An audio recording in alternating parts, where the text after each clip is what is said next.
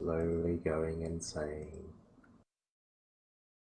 Are you listening It's to not the that sound of bad. silence? No. We Just should. It's a good nothing. song.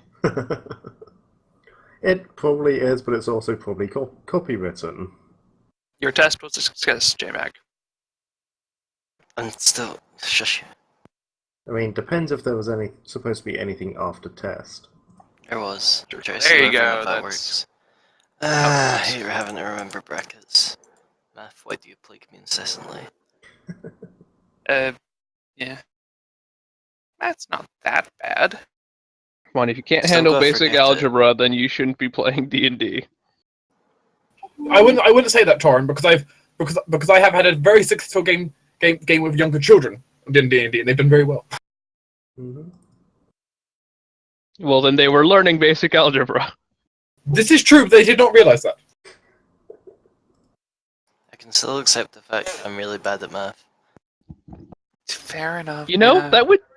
that would probably be a very, very good way to, like, teach kids to work with numbers. It does work very well. Just make an RPG that slowly gets more complicated as it gets on. Torn, we can hardly make a simple decision within half an hour. I don't think a group of kids are going to really work that well with that kind of system. They will, though. Yeah, but here's the thing, Jamek. Kids are a lot more compulsive. Mm-hmm. And they tend to just go with their gut on these kinds of things, at least in my experience. Except when you have like a group of 5 of them which start fighting because no, I think you're wrong, screw you.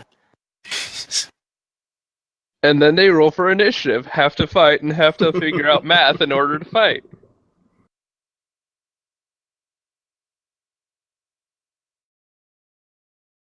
So either way, everybody wins, apart from the dead players. I mean, they might win still. I'm imagining some form of like battle royale style thing where if the character dies, then the player has to just go off and they're never seen from again. Like, no, you failed at your maths. You are no longer welcome here. Pretty sure that wasn't the premise of Battle Royale. No, it wasn't. It was more a case of the worst scoring school got sent off to an island and they all killed each other as a basic rundown. Okay. It was just the first thing I thought of.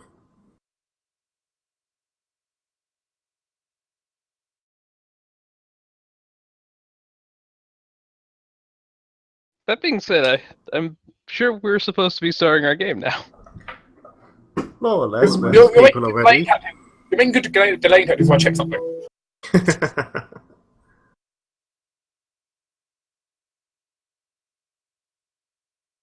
Right, delay tactics. People, find something to talk about. Go.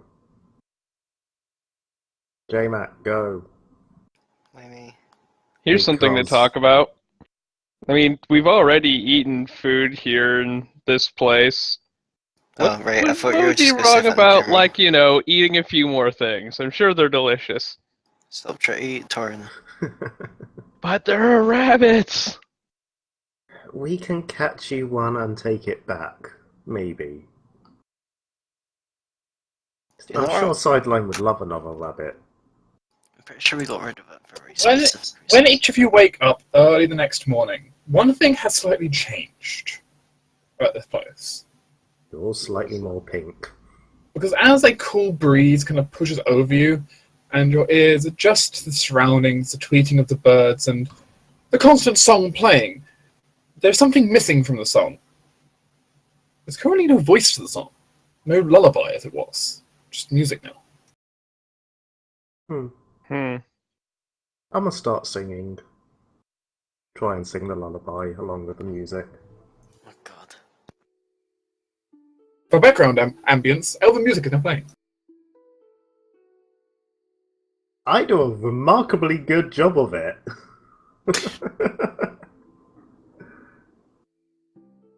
Considering I have no charisma and no ranks in it, I do a remarkably good job.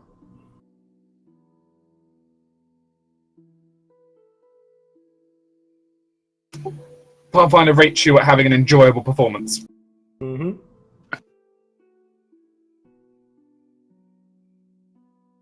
So I believe the plan for today was to go and see the tree. And that's been your plan for a while, I think. Yeah, continue down the road. On the road again. We've Yeah.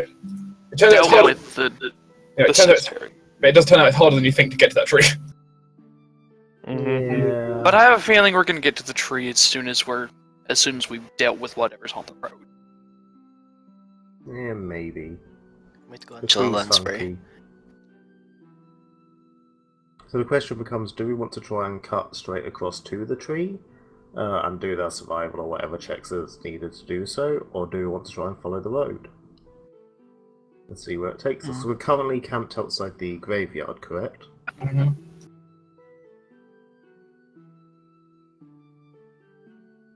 As much as I want to get to that tree, I kind of feel like there's an order to things. We should probably stick to it. Yeah. Well, starting off down the road then. Still singing as he walks along. Oh, God. He sounds nowhere near as good as the real singing. No, he doesn't. And J-Buck, you are not allowed to complain after AO. That was fucking too- marching chant. 1,000 years ago. And I'm still having war flashbacks to his marching chants. Hot crossbones. Up crossbones, up crossbones.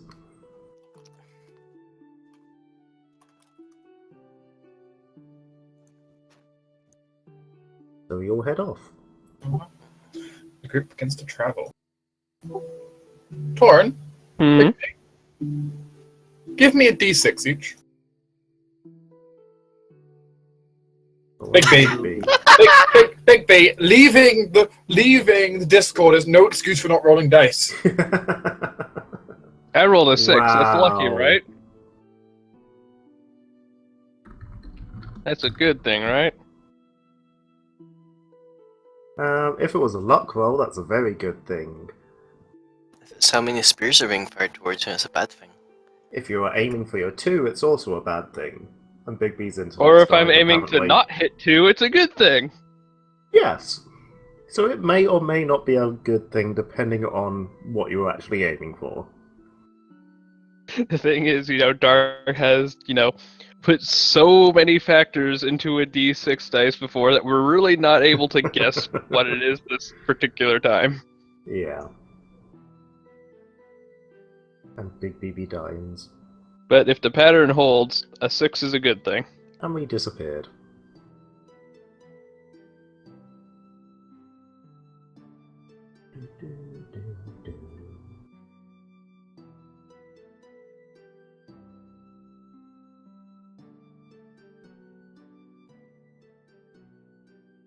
Yep, he's dropped from roll 20 now as well. Hmm. Oh, hey, a bridge. Damn it, Torrin, what devilry is this you found us in?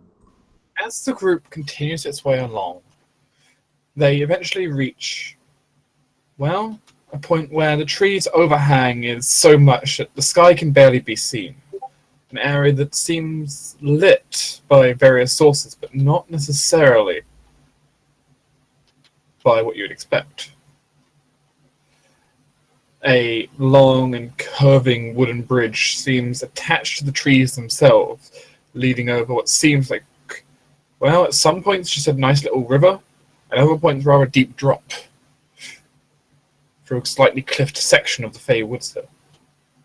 You also look back and Sideline has vanished. Damn it, Sideline, you're supposed to stick together. How did you even escape? You're big and heavy and loud. Maybe he's just finding an alternative means to cross this point without breaking through the bridge. I still should have noticed him disappearing. Well, the thing was basically, you're walking along, singing, turn back, there he is, singing, turn back, he's gone.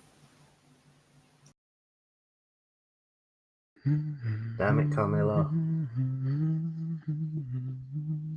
Just gonna blame her for this one.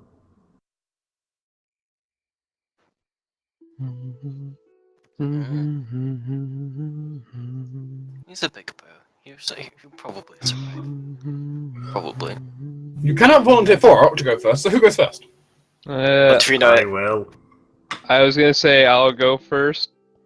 I was gonna say I'll go first. Yeah, Yeah, but but- I'm kind of more of an HP sponge than you are at the See, moment, But and I I'm think more I likely to and with- notice things. and with my lycanthropic form, I do have DR silver and higher AC. They do have silver or mithril. That counts too.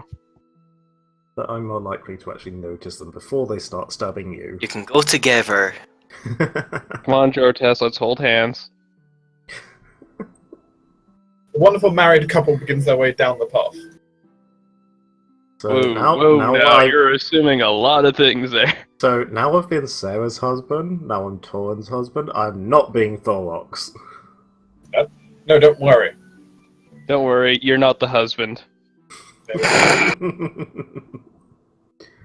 Still slightly glad of the form I chose before I got turned into Gareth. It could have been so different. Ah, Lord. Would have been interesting though.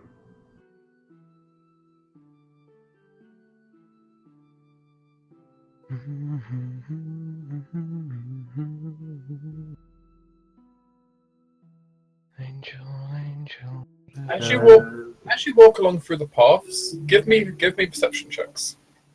Big B's basically given us permission to use Thorok as a beat/sense motive stick. Yeah, you Ooh, I did very well. Pure. I did almost did as poorly. good as Jortes. I Except rolled a 4! Except keep in mind that whatever Jortes's roll is worth basically like 8 higher. Or actually rolls. I help. Well, if it's scent Sarah related, finds a bridge! guys, we're in a forest. I mean, Sarah nearly misses the bridge in front of us. So. But yeah, I'm just saying. I also have some plus odd number if it's scent related. Yeah, my point is that Jortes like quarters range and distances or something. It's a third, Something like that. currently, I believe. You know, keep in no. mind, keep in mind that for him the DC is so much lower that Yeah.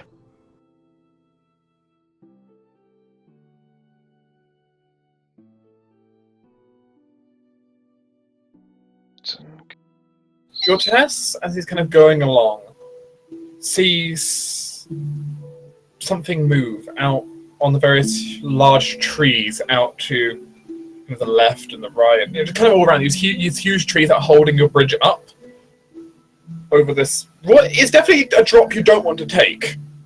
I'm so going to be taking it. You briefly saw something move around. You couldn't really get a focus on it. It's more you saw it at your peripheral vision. You saw something quickly dart, like one to another. But the shadows up there only really gave you at most a silhouette, and that wasn't really enough. I sort of look around as he's walking. He's definitely not going still, because he's not going to become a sitting duck. But he'll be looking around trying to spot it again. It's just, guys, there's things around us, darting between the trees. Torin, meanwhile, you don't see anything, but you do smell something different than you have so far. For the first time since Torin's been here, he legitimately smells what seems like a different person scent. Though he's not smelling it from the side, he's smelling it on the bridge, like they've travelled here a few times. Yeah, Torrance just kind of look down briefly and just kind of go, well, someone besides us has crossed this bridge recently. Can you tell anything about them? I mean, I don't know, dude. I mean, races have different smells. This don't would they? be a knowledge local to identify by creature type. I'm guessing I can't. As No, you don't have sense. You don't have sense. 24. 24 is reasonable. Well, Torin is pretty sure it was a humanoid race of some kind he smelt. You know, there's kind of we'll go down the hierarchy of things here. So it's a humanoid race you smelled. Unfortunately, Torin doesn't have the most clues to work with, but from the scent, he'd vaguely gauged they'd have the humanoid subtype, so, they're one of the three races. Yeah, they're either one of the half-breed or if they're actually just a human.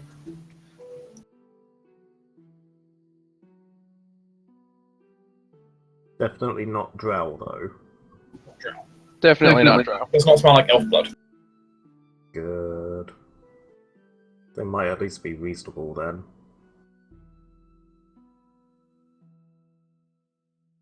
Could in theory be half drow. That is Yeah. it. But it would just mean it'd be a half drow with a dominant human side.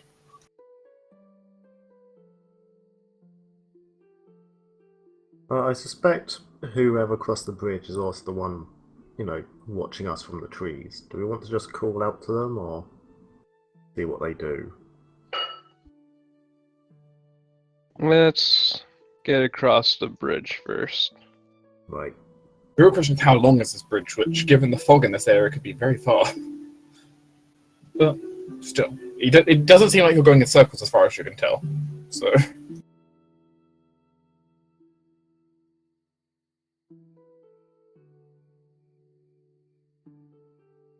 The next thing the group finds as they're wandering along is Jortes, just kind of as you're going along, spots a very thin piece of string, nearly invisible, heading across the bridge from one tree to another, Yep. around ankle height. Yep. As soon as I spot it, anyone who's immediately next. Well, to me, Toran's directly next to you.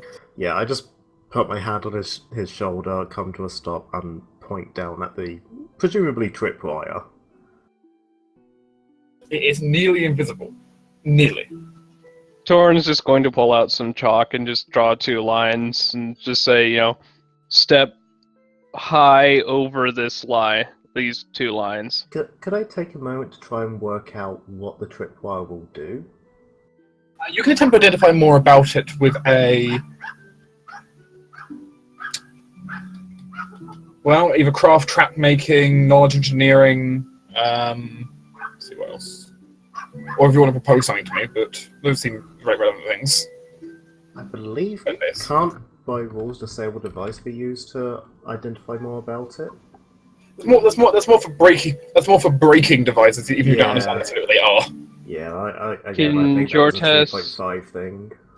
Can Jortes see what the thing might be triggered to? Like a Like sort of- log that's propped up and held up by ropes that might Yeah. come down, or maybe a crossbow that'll shoot someone, or a Sort of small. trace back the wire and see what it's attached to, kind of thing. Mm-hmm. I mean, if nothing else, Jordan can always make an intelligence or wisdom check for this, so if you can look around and figure it out. Oh god. Because his perception. Let's be honest, Jordan's perception is not what's in question here. It's can he figure out what's going on. Right. Well, they're the same modifier either way, so 19 intelligence. Okay. Jordan looks over it. Firstly, he realizes why this was nearly invisible. I mean, the base DC to spot this is 35, by the way. Ouch. Damn. As you realize, this incredibly tiny strand, the reason it was so invisible is because of legitimately how thin it was. It's spider silk. And I'm pretty sure if it's part of the trap, I can't fail to spot that because I get more bonuses on my perception versus traps. It's still incredibly hard for most people to spot, though, being Oh you know, yeah, being so thin, just basically blends into the environment. yeah. And you kind of watch and trace it going around. You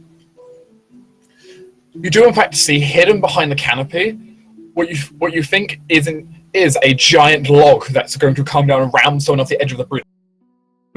Called it. Yeah, don't step on that, guys. Let's see, what To Jordan's knowledge, he also thinks it might auto reset. But he isn't sure how. Very nicely done. I am actually moderately impressed by that. Of course, the trap couldn't really trigger, so someone would have to lay down a tripwire. But at least put the trap back in place so you don't have to manually haul it. For reference, my perception versus traps would be a plus 36. Their method of doing such, by the way, seems to be they're using the water from the waterfall basically to power the winding mechanism to put it back in place again. This trap is attached Very to a tree, clever. right? That's the various trees about, yes. I want to cast Speak with Plants. You have speaker plants. I'm Verdant Bloodline for today, so yes. All right, one moment then. Of course, you also feel your power booming in here. Yep. What's the bonus again? I have it here. +2. If you were a life oracle, by the way, you'd be having the best time in the multiverse in here right now. Turns out the life mystery is having an incredibly good time in this place. We just explode. As with anyone's pet positive energy elementals. People get those pets, right? Sometimes.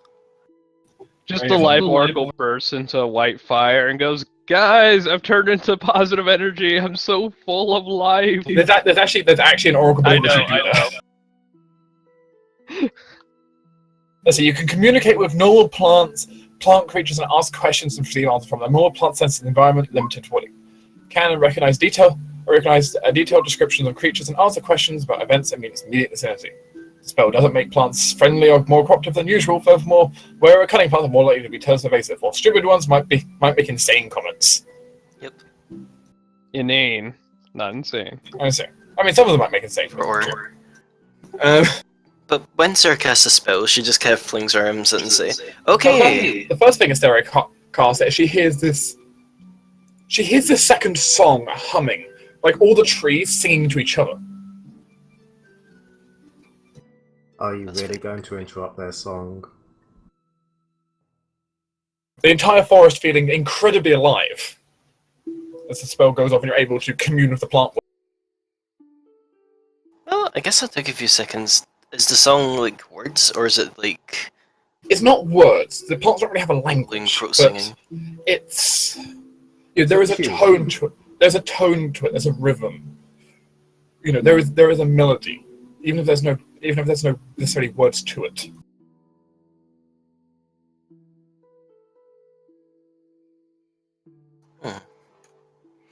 Shards kind of turns to Oh. typically. Hello? Okay, someone give Fork a very quick update. Piece of stuff. Yeah, we're going across a bridge. Part of it's over water, part of it's over just deep, deep, deep caverns. There's something watching us from the trees, and we found a tripwire trap rigged up to a log that would knock people off the bridge. Sarah's just cast Speak with Plants, and the trees are singing to each other. Okay. The area we're in it's a very odd area, a lot darker than the rest of the place, but dark at the same time, but very illuminated at the same time, even though there's no skyward view. And the bridge you're on is basically held up only by these huge trees growing out of the sides of the cliff and holding the bridge up. Though you can't actually see how long the bridge actually even is from here.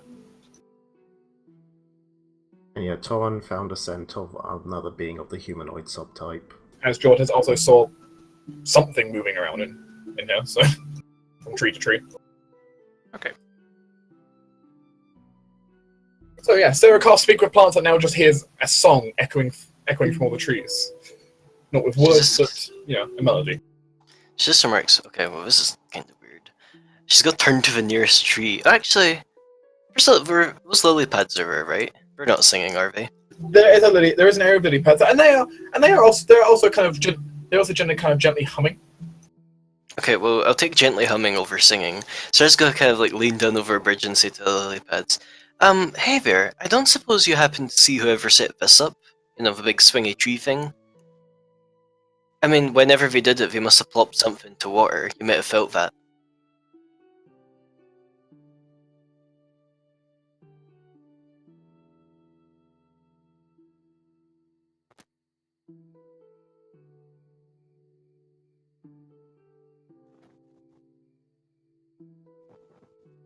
There's always one around. Oh, sorry, I didn't hear that. Always one around.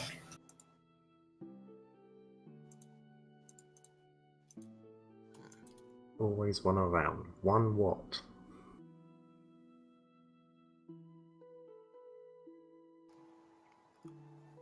I don't suppose you could elaborate that in a bit, sorry? Or do you mean there's always one of those around? Sarah, jerks a thumb towards the trap. There's always one of those two-legged creatures running around. Yeah. Oh. Well, thank you for your help. Okay, guys. I'll Surprisingly get more enough, of a lily description pads than are that. not great with that. Surprisingly enough, lily pads are not exactly the best reconnaissance creatures, but apparently, whatever thing that you two happen to notice, it's always here. Okay, can they tell us anything more about them?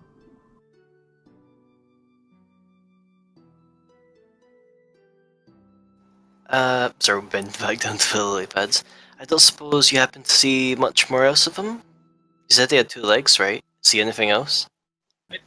They don't go in the water. Which is basically their way of saying they can't really see them very much. They don't go in the water. So Yeah, I had a feeling. Sir says, yeah, we don't really know much else. Well, you know what might know? The trees, you know, the ones they're climbing around in. also supporting the weight of all this stuff. Mm-hmm.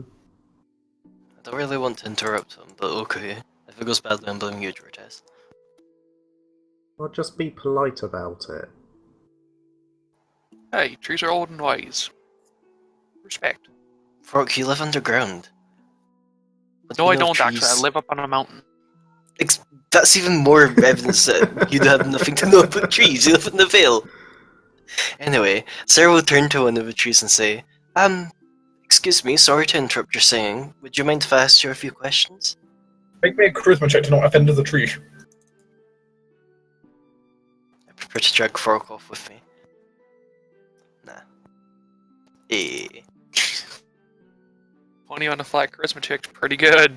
It turns out having a sorcerer do it is a good idea. Mhm. Also, like, verdant bloodlines, that probably helps a wee bit. It's true, yeah. You're radiating. Treeness. Yeah. You have an aura of tree. Tree of two. Daughter of man. You feel like the tree is now watching you. This was many, many eyes. You have its attention. Yes, sorry to bother you, Mr. Tree, sir. Miss Tree, sir. Whatever. We're just wanting to ask whether or not you know anything about the human who's around here? Or presumable human. Whoever set up this trap.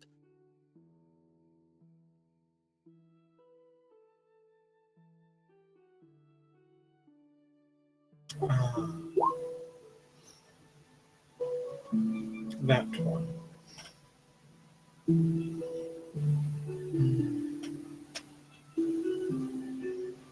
He wanders this place. Young and vibrant. Light but with energy. Yet following a sorrow. A wish that never came.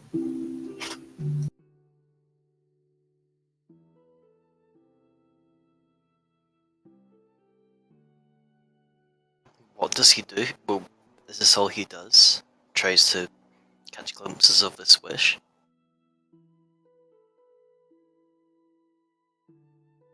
He will never be able to witness the wish that was had. He will never be able to understand it.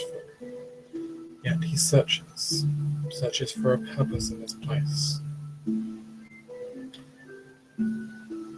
As he simply walks and travels, spending his time here, without a care in the world, and keeping it safe from those who want to hurt it.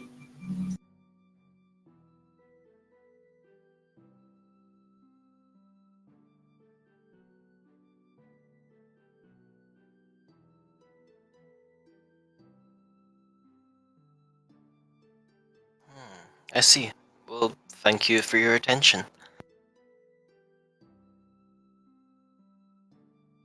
Travel safe, daughter of man. Close enough. Technically, you're a daughter of dwarf, but yeah. That's what I said, close enough. Technically, with all those bloodlines, you're a daughter of everything, so. So it's past the tree. It turns Okay, out Sarah so... is just Eve. Eve. So, the trees turned out to be a much better pick than the lilies. Of course. Hey, you never know. There's like at least 5 of them down there. We must know something.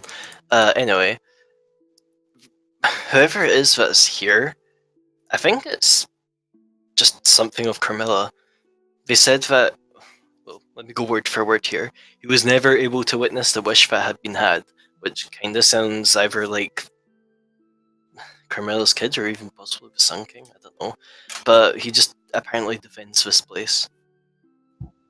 It could well be that the wish was the life that she wished to have with the Sun King in, this place. This is the place she was dreaming of visiting.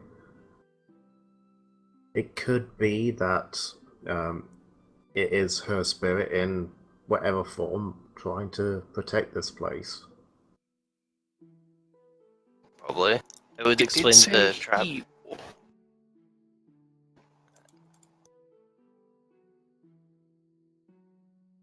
Did say he, but Yep. who's to say that this piece of spirit took her original form? It could have taken possibly. the unborn child's form. Hey, possible. Could have taken the Sun King's form for all we know. Yeah, Or it however- could be completely unrelated. Could be more related to the Tree of Life bit. Could literally whatever be it is, it's just setting up some guy. traps. But For it sure. does mean he's not actively hostile against us, as long as we don't try and damage this place, I suspect. I still want to eat one of those damn rabbits, but fine. Maybe if you get the tree and his permission, he might let you have a rabbit. Just be a good dog and ask first. Either way, in that Don't case, I make think me we should- push you into that void. Well, either way, I think continue on then. Yep. Yep, continue on and see what else is happening. The group continues on then. I would like to try and see if the shadowy figure is following us as we're travelling. Though obviously it'd be hard to keep track of. You can make me a roll. Perception? Mm-hmm. Can't do much worse than before. 45, there you go. Hot damn. Plus reduced penalties, so Plus reduced penalties, can't even really hide for long distance. plus bonus versus invisibility if he's using that. Huh?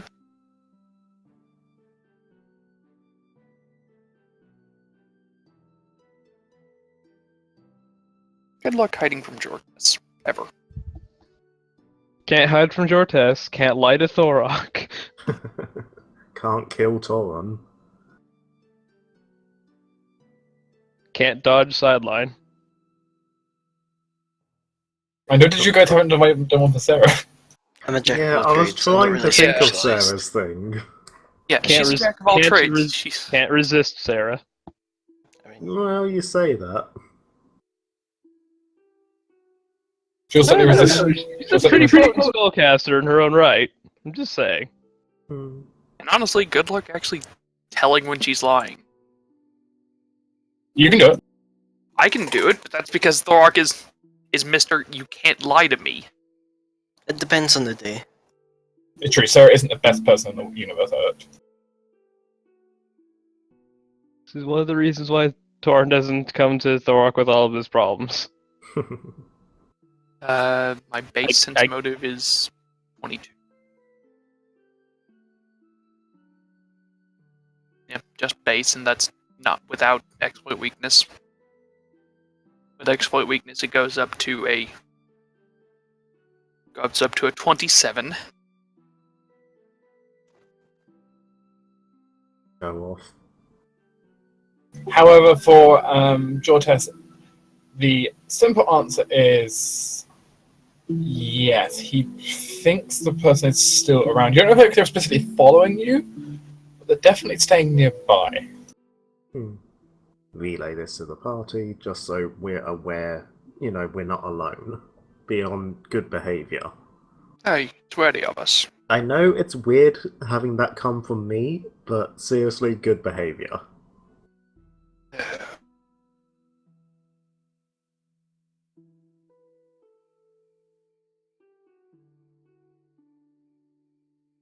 I guess we just It's continue. no surprise he's 20 of us. Given that other possible visitors down here might include the drow. Mm-hmm. Mm-hmm. And any manner of monster that happens to wander across it. Hi. You. He's running- monster. You're like he is- monster light. I mean, he is running around in werewolf form down here. Mm-hmm. I guess that is true. Some people would call him pretty monstery. Yeah. He's monster light. Diet monster. I don't know. I think he could do it for diet. Not diet by choice. You're just not letting me eat what I want right now. So, what do you have him with like? Do you have him with your full fat monster to like balance it out? Like people order their diet soda with their pizza. Yes, exactly. You're trying to comprehend what you're doing down here. So.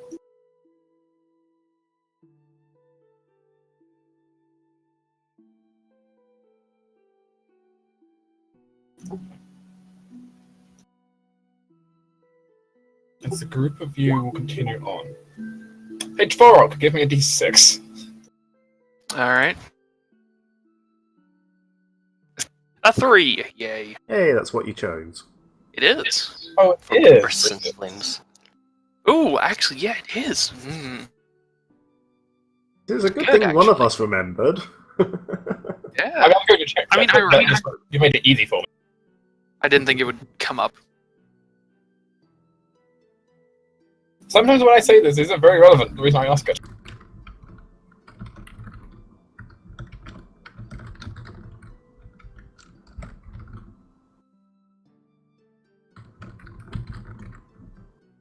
I put the numbers up back in the chat so you don't have to scroll to find them again.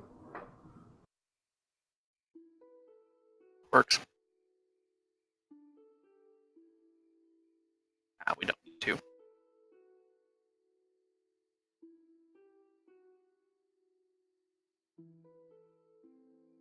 I'm hoping we chose unlucky numbers because then that means my 6 generated nothing. I'm hoping we chose lucky numbers because I got a 3. I suspect he's designed a bunch of scenarios and, there'll be one specifically designed towards Thork and, oh look, that was on number 3. Possibly.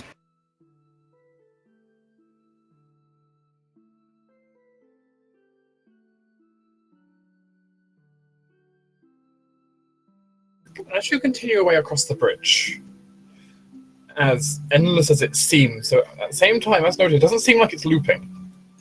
It does seem like it's constantly changing. We never come back round to the chalk marks next to the tripwire. For example, So yeah, Torin just chalked around the tripwire when we stepped over it rather than messing around with it. Fair enough. we don't have to mess with the traps. No, if you can simply Yeah. step over it, then yeah, that's fine.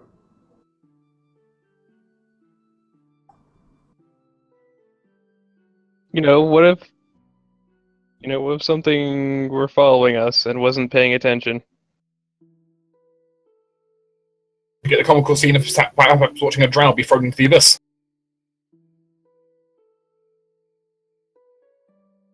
Because you're not sure how far down it goes. It's unclear. There's kind of a haze of like fog in a way.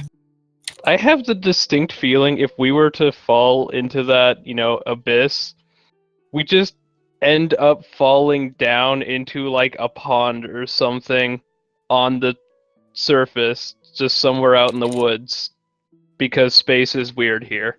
Yeah, it's only actually like a 10-foot drop, and you land Yeah. in a pond. Dark question. This place is like enhancing of certain bloodlines. Does that does that enhance their bloodline like spells as well? I don't think so. To a degree, yes, it can. Like, say, Barkskin. Indeed, Barkskin might get a few extra cast levels down here. Oh, okay. Well, if it's just the 2 Two. that's usually giving Winner AC bonuses +5. Uh-huh. It's a shame I have Iron Skin, not Bark Skin, but oh well. The spell Entangle's a little bit crazy down here. Yeah, I have a way to make it even crazier, shockingly I enough. want to see it. I want to see it. As the group is wandering along, Farok has no choice but take pause as you pass one of the trees. Mm-hmm. Because as he kind of he kind of looks at it, something's been carved into the tree. Okay. It's druidic runes. I Very was old hoping- druid. I was hoping it'd be like sorry, not Torrent druidic plus runes. Torrent. Dwarven runes have been carved into the tree. Ugh. Interesting. Okay. Very old dwarven runes. Hey.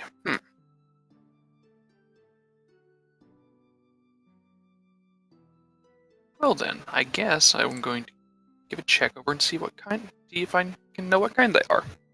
Well, you can use linguistics if you have it. Well, even if you don't have it, technically, because it's your racial language. Which well, you can do it first to see if that gets you any knowledge at all from it. Let's see, do you recognize any of the old script? Can actually, Well, welcome to normal, welcome to people who default speak English, trying to read basically Shakespeare and Latin kind of situation. It's on a tree, does I mean, plant work. I mean, Torrent speaks Dwarven. Can he take a crack at it? No, well, you can if you have linguistic trained, you can, which you do. I do. But if you don't have linguistic trained, only if you have it as your base language, you can do it. Yeah, good luck. I believe in you. okay. Actually, I can do something with this. You go punch a tree. No, I still have that Blessing of Farsi knowledge. And that's on But that- any one skill check. Hey, Wow. hey Thorok. So You finally in that- found something related to dwarves. I did as So- well. Too bad it's not a knowledge check. I mean, there might be knowledge checks related to this down the road. Yeah, I mean, I could definitely see this being something of knowledge history or something. You kind of have related to, you kind of have to read. You kind of have to read it before you can acknowledge it. That's true, yeah. So, Big B, how do you want to handle this? Well, I'm going to be using my Blessing of Farseer's knowledge at least, so that increases my int by 8 for the purposes of this check. Alright. If you want to give me, like, Tears to Wine, that would also help. Oh yeah, here, have a cup. You know me, I keep my water skin full of it at like all times. I'm pretty sure I'm just going to find a way to just stick a Boro bead into the water skin just so I can just have it in there dedicated to this purpose. But yeah, going to, I guess, roll. I may as well aid you. I cannot fail. I have a plus 12 modifier. Okay, so that brings me up to an extra. Alright, that brings me up to 11. Plus being a dwarf. Actually, Dark, would my lore keeper work on this? I think that's relevant. This is very, very much ancient lore. Okay, that's an extra plus 2. I mean, it's literally the language you used to write your ancient lore in. 18. Ah, what a 5. Because it turns out almost every language in D&D. Sure. I don't. I guess I would have had to get it off Sarah or you. I do. And I'm helping you. Then, okay, then yeah, I will roll it again. It does turn out almost every language in, on the planet is mutagenic. Exception is Draconic, pretty much. Yeah, but Draconic's sort of genetic. Yes. I mean, technically, no, there's 2 languages that aren't, technically. Draconic never changes, and Aklo never changes. War. I guess Aklo would make sense as well, since it's the language of chaos. Aklo is not the language of chaos. Aklo is the oldest. It's one of the oldest languages that exist. It's the language of the old gods themselves. Oh yeah. Well, there we go. 24 linguistics. Well, it's as close as you can get to the language of the old gods without going mad. And the check is considered trained as well, so. Which doesn't make a difference because you're a dwarf, so you're allowed to do this regardless. Yep. If you were anyone else, that would matter. Alright, well, by blessing of far-seeing knowledge. I think you've used it well here. As a long time ago, Fork was shown insights and premonitions of just this moment. Not that he ever thought he would ever see himself in an enchanted forest reading dwarf. No, it's less ancient dwarven. When the trees speak dwarf, you shall know. Fair enough. As you kind of look over, it's at least the basic gist is kind of you look over and you begin to translate it, which you can do to a decent degree. It's not too bad. It's just kind of the frustration. It's literally the frustration of you trying to like decode like Shakespeare's rough work. Like it's frustrating, but it's doable.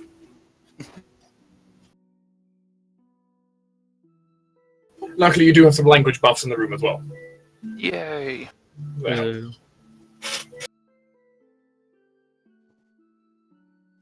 basic gist seems to be something on. It seems to be some names and some kind of story being told into it. So just to see how much of that you managed to pull out. Now we move on to knowledge checks. I assume history. History would be a completely irrelevant one. Alright then, and this is to do with dwarves, isn't it? It's written in Dwarven, what do you think? Yes, okay, good. I Dwarves cannot are there. fail to aid you. Alright, so to a 13 on this check. Brings you up to my modifier. Mm-hmm. You're accounting for the tiers 1? Yes, as well. I'm Okay. also at. Alright. Ugh. Sarah, can we borrow your fortune jar? We better not need this later on, Sir bops it on you. Alright. Well, you gave me a +2. It's not a nat 1. Any other relevant checks that might work? So I'll go through what the history tells you for now. Yeah. Your DM consumes glorious ice cream.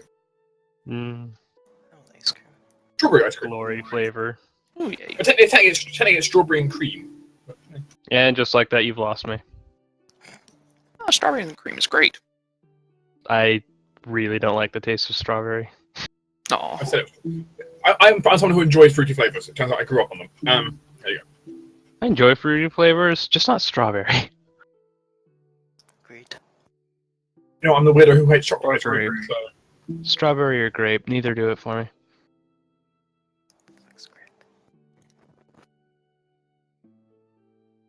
Vorok, as he reads the old writings and kind of pieces what he can together from, you know, it's not in the best condition, but luckily carving into a tree does tend to last a while. These trees tend to grow outwards, they don't tend to repair the outer layers of bark as much. Actually, sometimes never. I can fix that. As you kind of look over it.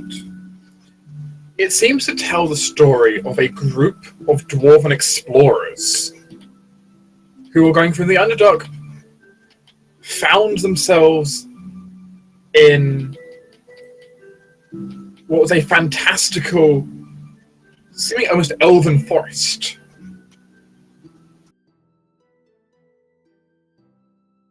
And it seems this is one of the notes from their travels, where they've kind of, at least for as far as you can tell here, they've actually left a few of these throughout the forest. They're kind of exploring through, talking about their various sights and things they'd witnessed. How their druid felt almost overwhelmed by the life energy flowing in the area. Oh, lovely.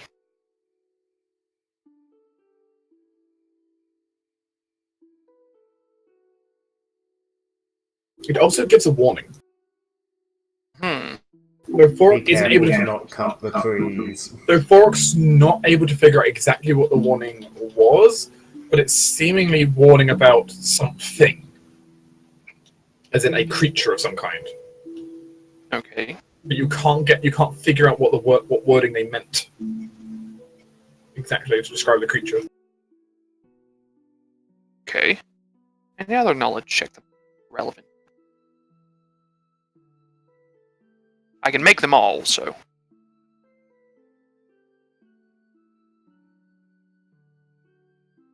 Well, there's a planes check you can potentially make. Planes check I can make, which Torin has planes, correct? Yep. Alright, so that gives me total +4. Plus tiers to. I mean, I have a plus 13 modifier on planes. If you want me to roll instead. True. I will still need to roll to age you, though, so I'll do that. That's aiding Torin then. See if he can decipher anything else. That pretty good planes check. Damn. Would have been a 27 with your aid, but oh well. Yeah, that aids you. I wish that wasn't an aid check, but oh well. Let's see if I roll 10 or higher. No. 4.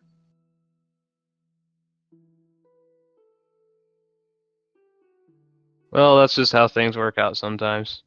Yeah. We played the odds and lost.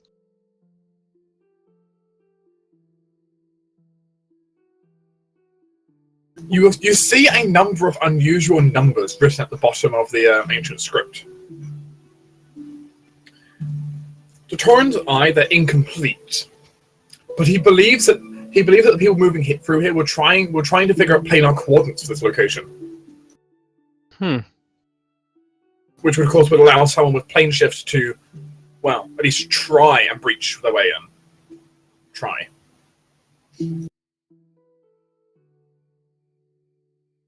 Though it seems they were struggling, the mutagenic features of the Fae making it difficult to lock onto it. Yeah, Torin kind of relays this information, probably makes some remark about, I have no idea how I'd ever try and, jot down a coordinate relating to the first world. Torin does know the basic how you do it, which generally involves about when you basically write out the coordinates, yeah? So not, normally in three-dimensional space you use 3 coordinates. When you're using extra planar, you use about 5 coordinates. For the Fae, you probably have to choose 7 coordinates for it.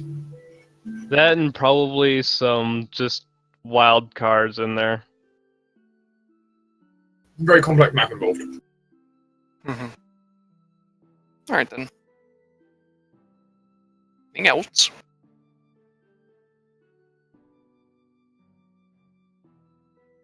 Also, actually, interesting fact for Torin. He also, the same level of complexity is to do with the Fae is the same level of complexity doing in the Abyss, the infinite layers of the Abyss. Yeah, that one. In the Abyss, it's far easier just to get an aligned rod of the plane. At least that kind of that's kind of all the details you need scripted in it. So Do evidence traffic. Other than that, there isn't too much more. Though there is some minor details you can get with religion. Well, that's actually my best one, so. I was going to say, I have a plus 20 in religion. Yeah, that's pretty good, and I can't fail to aid you on that, so. Yeah. Go with a 22 then. 29. I'm rolling like shit today.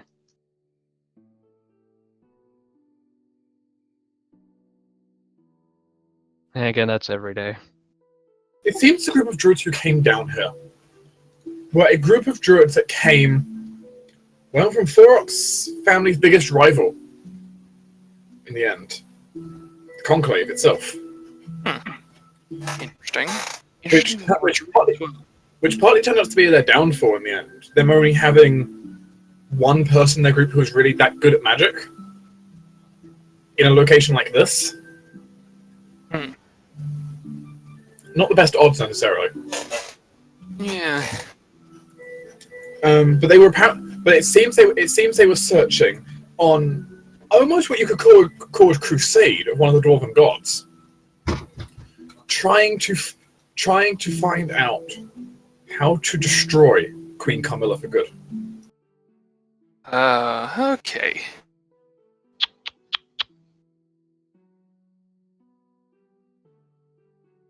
Well, they were technically on the right track, just probably coming at it from the wrong direction. Did they discover anything we could use? Yeah. About this area.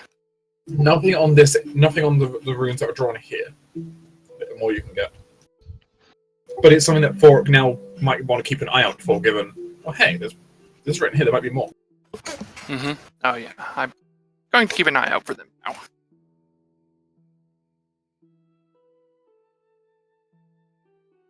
Just sort of a passive one, taking 10 as I travel. Because technically all your stone cutting shouldn't apply to that, let's be honest. It's close enough for your stone cutting, right? Okay, so that would be a 34 passive. Nice. I guess I'll... If he points out what I should look for, Jortis will also keep an eye out for them.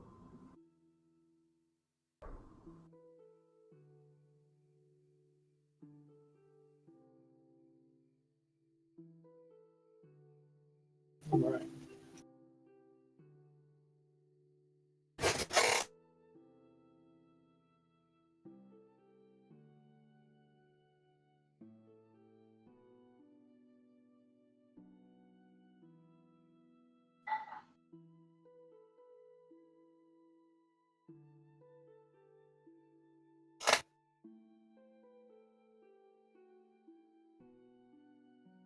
The group eventually gets to the other side of the bridge, away from the huge chasm, and can keep going. Yay. Safe in that none of you fell into the whatever abyss is below. I'm still convinced we just end up back at the beginning of the bridge or something. And as you kind of pass out and find yourself on an exceptionally high cliff, you seem to be in a very different area now. Then what you see before you is a spectacular sight. Just one moment while I load it up. Oh.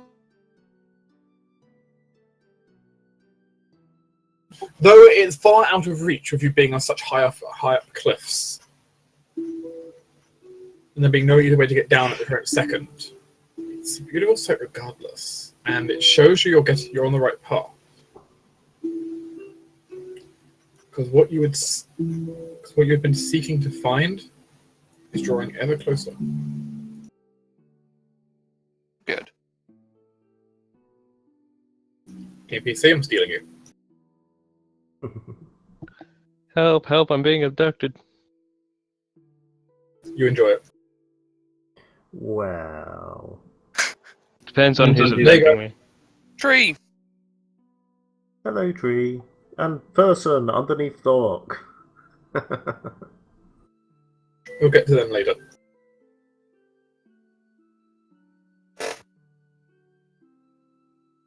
For as you look out, you see the largest tree you have ever seen. It's a towering monster. Its roots are like, that single root shooting out is like the thickness of a tavern. So, do not corrupt this one. Sir flips you a bird. The tree must have hundreds, thousands of birds and various other creatures flashing around in it. I'm kind of glad Sideline's not here so we couldn't blow it up. We don't need Sideline to blow things up. It's almost fair to say that the tree itself is its own ecosystem inside this giant ecosystem. I mean, No surprises there, honestly. Most large trees are.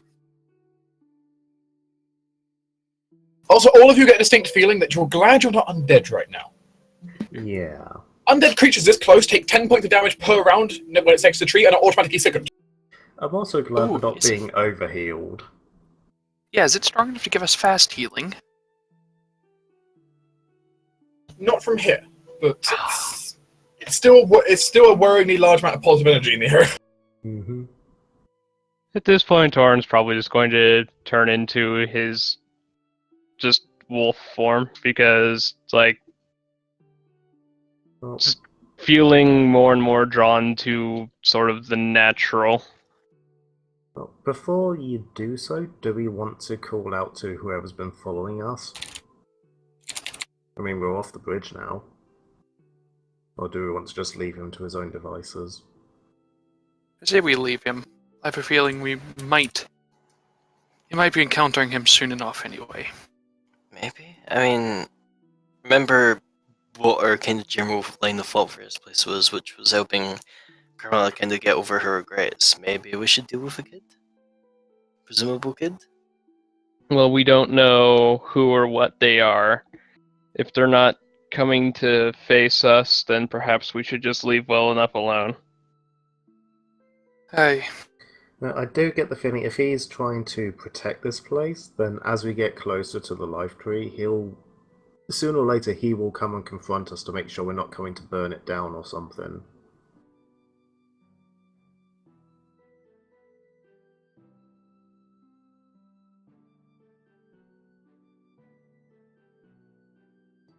Yeah, as much as I desperately want, a sample of this thing, I'm not going to take it without its permission. Mhm. I know better. And as you're kind of talking and thinking, you see up ahead on the path you have to take a woman with very long red hair, seemingly just standing, looking out on the horizon. Did Camilla have red hair? I can't remember. Stories conflict. From what you can tell, she dyed her hair a lot throughout her lifetime. Right. I have a feeling she was naturally redhead, though. Red hair is a symbol of magic. Or Hold at on, let least me see if I at can this use my point ginger it was. senses. You're so One gender strong. can sense another. I mean, the Sun King was always almost every Sun King has been blonde. Mhm. Yeah, but they're tied to the sun, so you could assume that's it being bleached by the sun. Well, that'd be white if it was bleached, like some of the actual nobles in the north.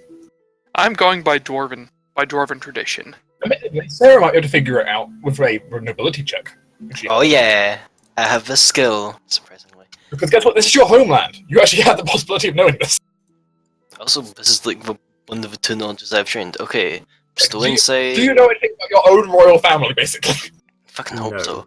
No, you do not. Turn, can Sarah still drink what Tears to Wine earlier if it still be running? Yes. Yeah, it's 10 minutes per it level, so. yeah, no, it's lasting for over an hour per casting, and I generally keep, some first level extracts open, and I also keep a couple Take of it very first well. level Boro beads, so As I've described, Tor ensures the party is always mildly tipsy. Mm-hmm. Yeah, but that doesn't mean he's always using it. But yeah, I'll take the fairy one, please. Okay. With a 31,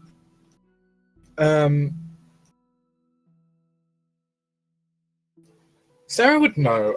So her royal family has been known for having quite the variety of different traits. So what does kind of stand common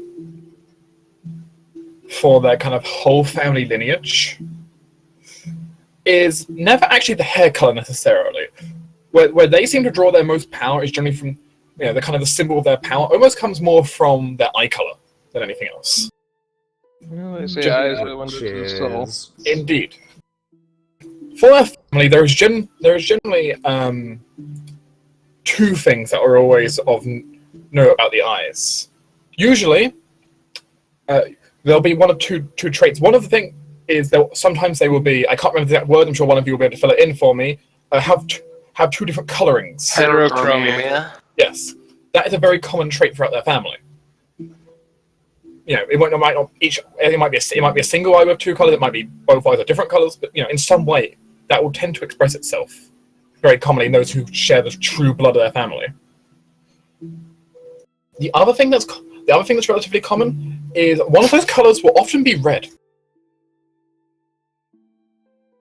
I'm halfway there. In rare cases, you might also get like trichromia, concentrating coming out, trichromia, which 3 colors, but one of them will still be red. Is the point?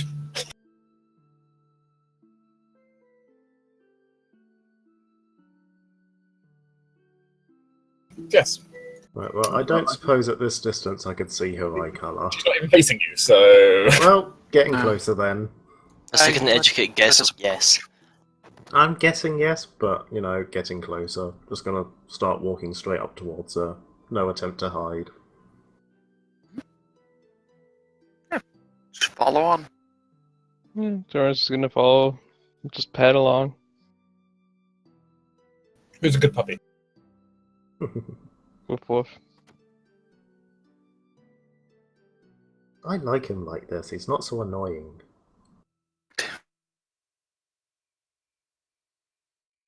Jortes, what's your CMD? Not bad, but not super awesome amazing. Better than It's that, probably though. higher than that. Yeah. Especially considering I can't be flat-footed. Congratulations, you resist a trip attempt. He just sort of jumps and hops out of the way, laughing.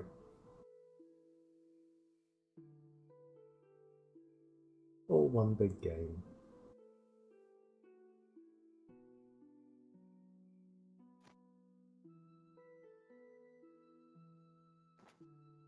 As you approach closer, you become to pretty big doubts it'd be Carmilla. Mm-hmm. For one, her very pronounced elven ears. Can't be her Yes. then. I was kind of hoping it'd be your nose. You weirdo. I sincerely doubt she'd be a Tengu. You never know. Very pronounced elven nose, clearly. Yay! No, it's an elven ear. It's okay, I can fix her.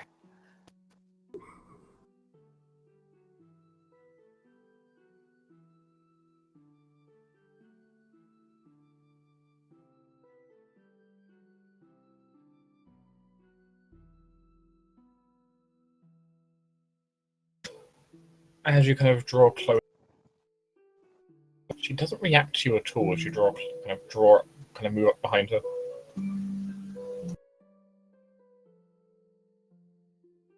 Though you do see there is more around her. The ground around her is stained with blood. Does she seem injured in any way? No. Oh, this can only be a good thing. Sure.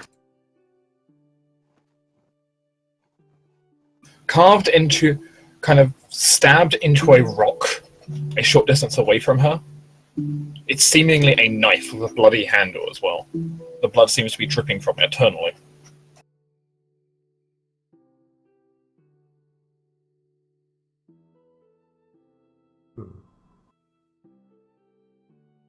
I guess Jortis will sort of stop a respectable distance, sort of, I don't know, 15, 20 feet away from her. And just call out, you know, hello there, are you quite alright, my dear? There is no response. She doesn't seem to acknowledge you at all. I was half expecting that, and I was half expecting, like, her to try to eat my face or something. It was one or the other, no middle ground. No one ever respectively talks to you, even when logs in kills you. Mm-hmm. Oh, In case you want a better picture, by the way. Why, hello there. I guess Jotis will basically get closer, circle around a bit to try and, you know, see her face, and just keep talking, saying, you know, hello, are you alright? Just basically trying to get her attention. They're even standing right in front of her, there's no acknowledgement. It just looks like she's looking out into the far distance beyond you. I think she's broken, guys. Torres is gonna go take a look at the knife. That was my next plan. I just wanted to see if she would respond first. You see a knife stabbed into the rock. Detect magic! In fact, no, not detect magic, arcane sight. I don't have detect magic. You fool. I keep forgetting that. You can't even cast a cantrip. Hey, I can cast some He's casting a spells. third level spell. Technically, the spell I can It's ability, so it doesn't not- actually I count. mean, who needs cantrips? I have better spells. Still the equivalent. I do have actual spells now as well. The dagger doesn't seem magical. And the blood and the rock. There's nothing in that sort of area seems magical. Outside of this entire place, no. Something you can do. You can look at her and gauge her arcane aura. Yeah, I was going to. Magic aura. I was going to. See if she had any magical effects on her. Have a look at her aura. See if she's even a thing. It doesn't tell you if people are a thing.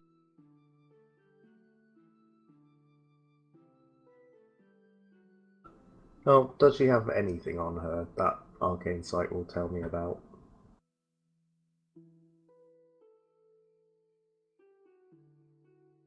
I have to have a look.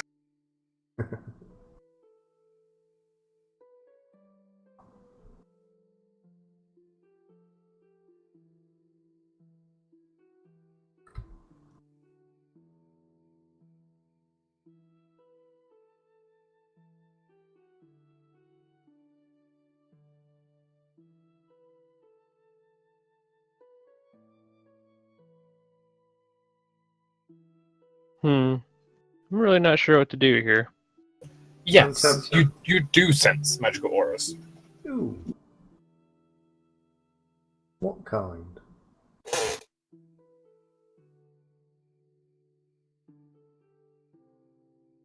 You sense a necromancy aura on her. Oh dear. She's gonna be like a spirit or something, isn't she? Which, you know, was completely suspected, but hey. A moderate necromancy aura. Yeah.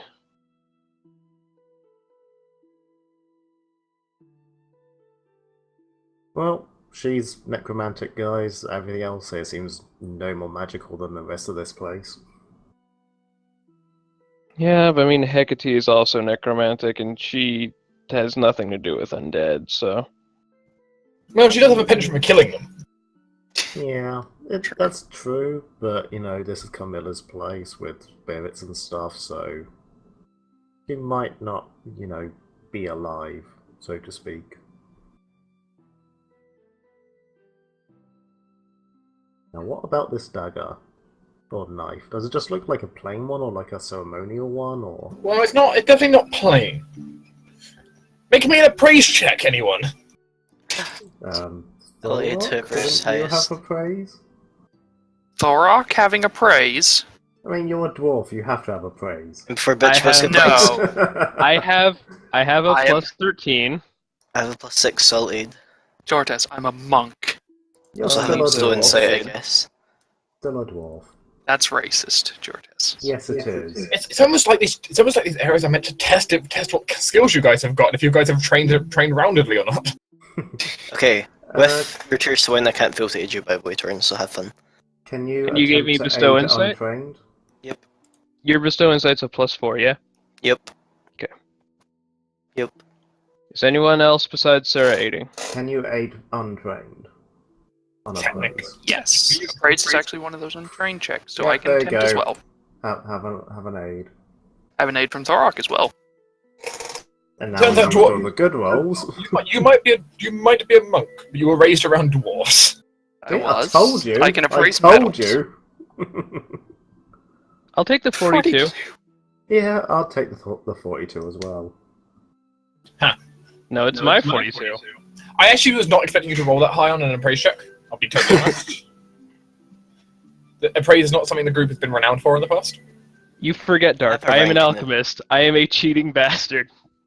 You also rolled a 19. That helps. Cheating bastard. In that case, that makes it easy for me then. As Tor looks over it, not only does he recognize Curse's dagger, he realizes a lot more symbology about it than perhaps he originally would have. There's an elven curved dagger, a thing that is now very much obsolete and very rarely used by anyone but the most traditionalist of elves at this point. The hilts of these daggers are engraved with various ceremonial symbols and designs to represent its purpose and what brought around its manufacture.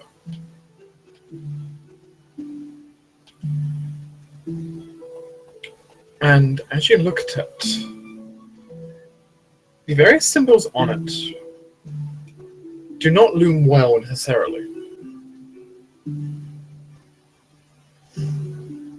If Torin was to try and give a vague interpretation of what's written on it,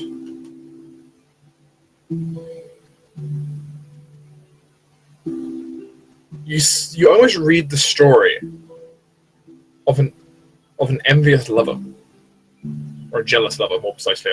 No, it would be envious. It would be envious in this case. An envious lover. Oh god, I think I see what's happened here. You also, well, the eternal dripping of blood from it might mean something, potentially. It's bloody.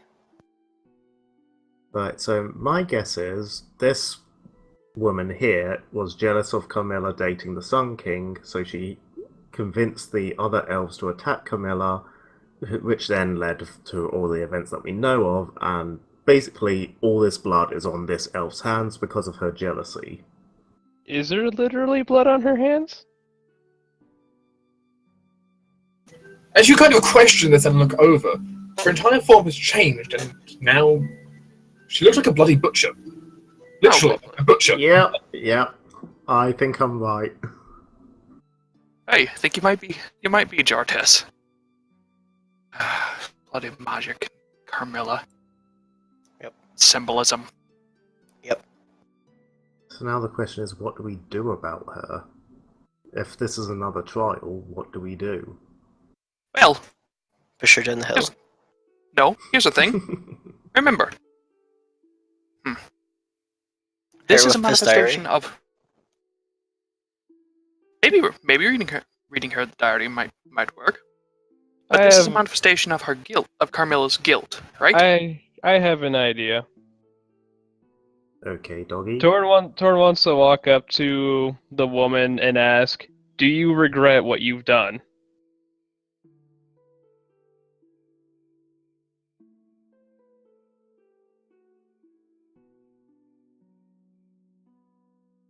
There is no initial change.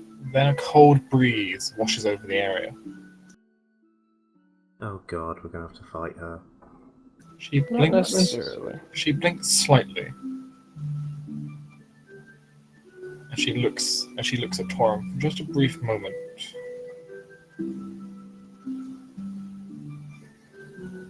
A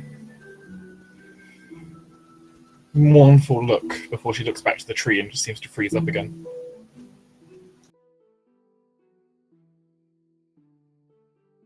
So, yes? I mean, isn't this a derivation of, like, Carmilla?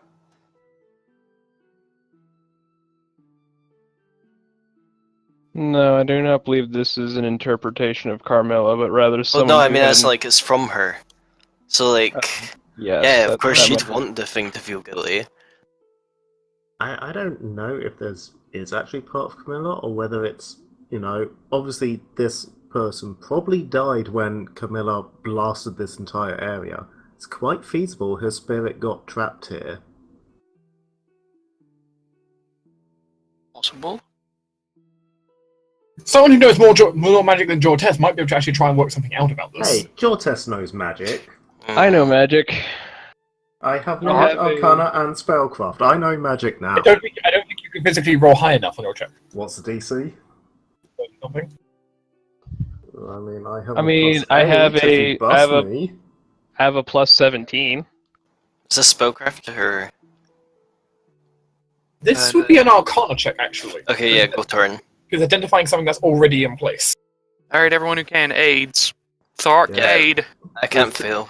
With Tears to Wine, I can't fail. I didn't fail. So I think that's all of the saving turn. You can have another bestow insight, because why not? I don't use my second level slots or anything else, really. Yeah. So that brings me up to a 27. with a reroll.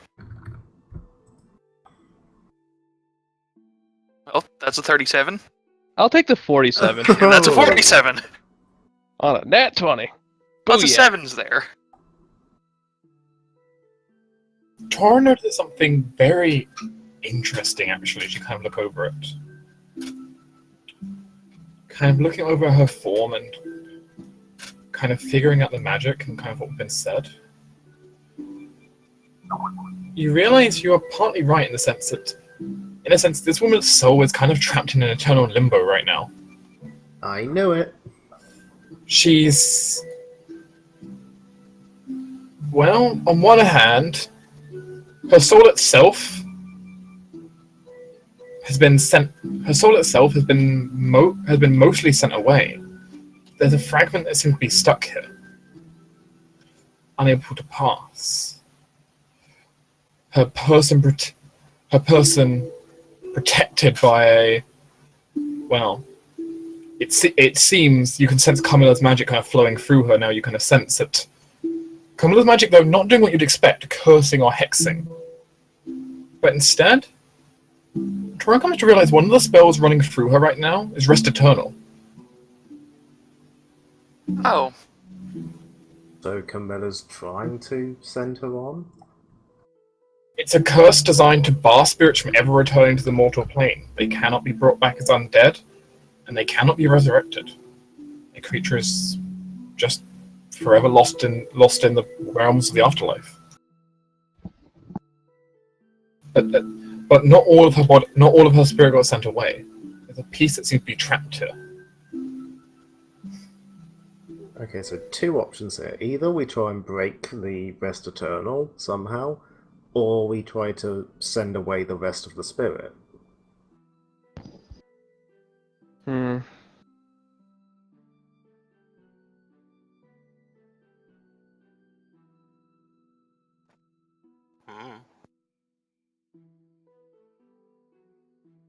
Well, if you want to try and get rid of the Rest Eternal, by the way, that would be either remove curse or break enchantment versus Carmilla's own caster level.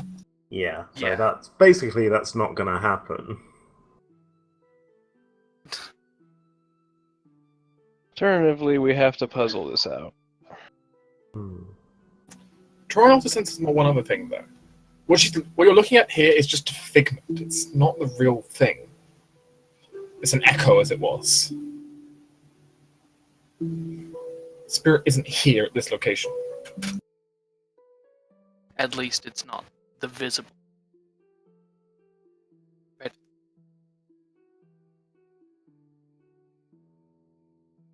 Hmm. Yeah, you think it's likely nearby, but it's not Yeah. true. I mean, Yeah. chances are, if it's only like a shard of the soul, or a small piece of it, chances are it can't like physically manifest itself like this. Especially so close to the life tree, which, as we know, doesn't like undead things. Do we? I don't want to have to fight like a ghost or a spirit or anything. We probably don't have to. You can probably see and hear everything we're doing here. And it's causing this figment to react, like when Torin asked whether it was guilty. I have a feeling that it wants to move on as well. By the way, just pointing out, I told you Jortes knew about magic and stuff. He totally called that this was the woman's soul. Also, Jane, I have curiosity, what level of spells from your bloodline do you have available? Only up to 3, unfortunately. Okay.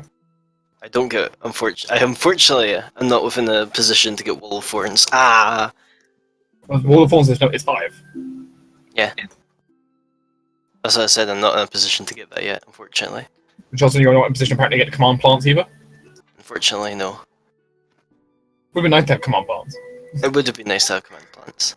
Command the life tree. You can I think it has more hit dice than I could. Yeah. so That them. I'm just saying that tree has more hit dice than a mating pair of red dragons. Oh dear. Oh my.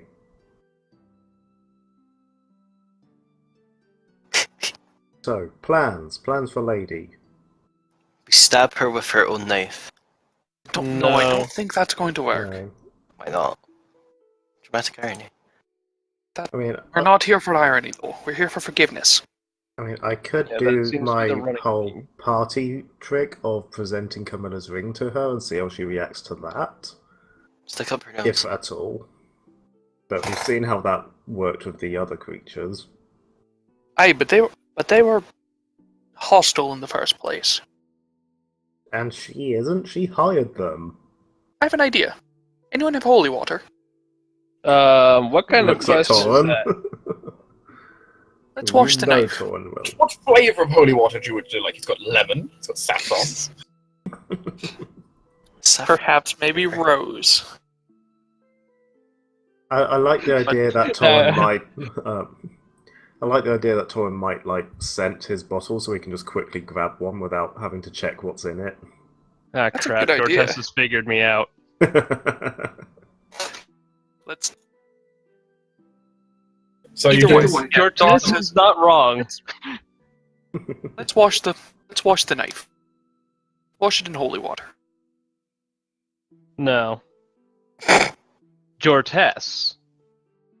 You Because wash I'm the the knife in holy water. embodiment of Carmilla and shit like that.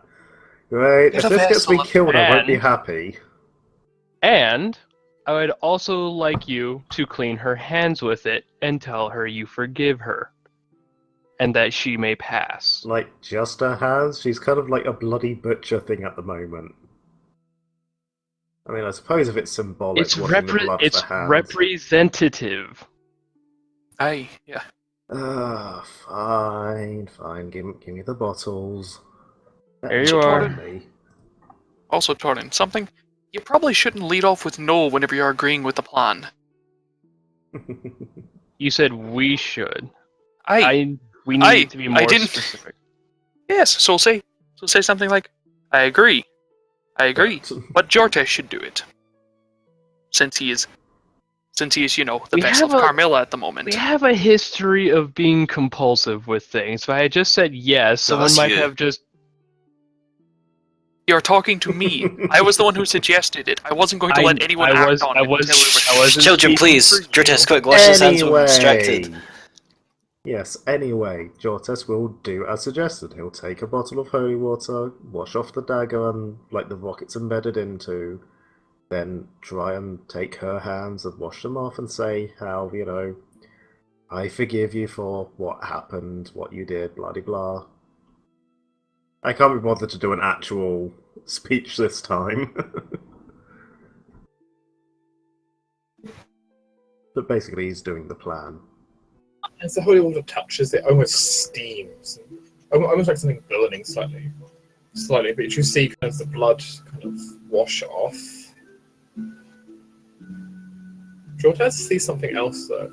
Almost like ghostly footprints leading away behind her. Now, And they definitely weren't there before. I don't think they were there before. I'm gonna follow them. Alright, I'll finish doing the washing and forgiving and stuff, and then I won't walk through her because that's weird, but I'll just walk around her and follow the footprints.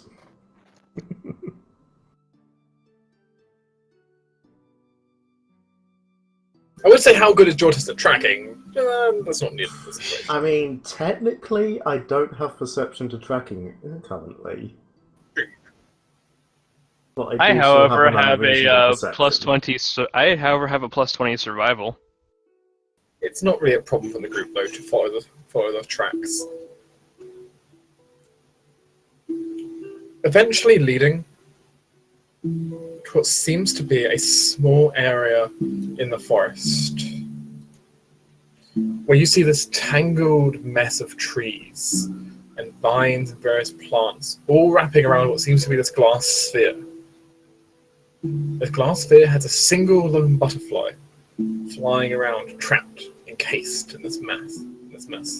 I'm gonna set that butterfly free. Sarah, do you have anything that can, make this less of a death trap? I'm going to do this, Sarah. In what way is it a death trap? It's a bramble bush, thorns everywhere. I'm expecting like something like an escape artist to get through without shredding myself. So anything to make that easier. Come on, you're a big boy. You can walk for some Brambos. I can. I'd just rather not. You're such a big baby. Sarah's going to use one of her bloodline powers, because this is a caveat which I can use. Mass Morph. And she's going to use it as diminished plants in the plants. See whether or not this helps. I'll just say it out loud. Blah blah blah, vegetation dies. To shrink about 1/3 of normal size, becoming untangled and less bushy.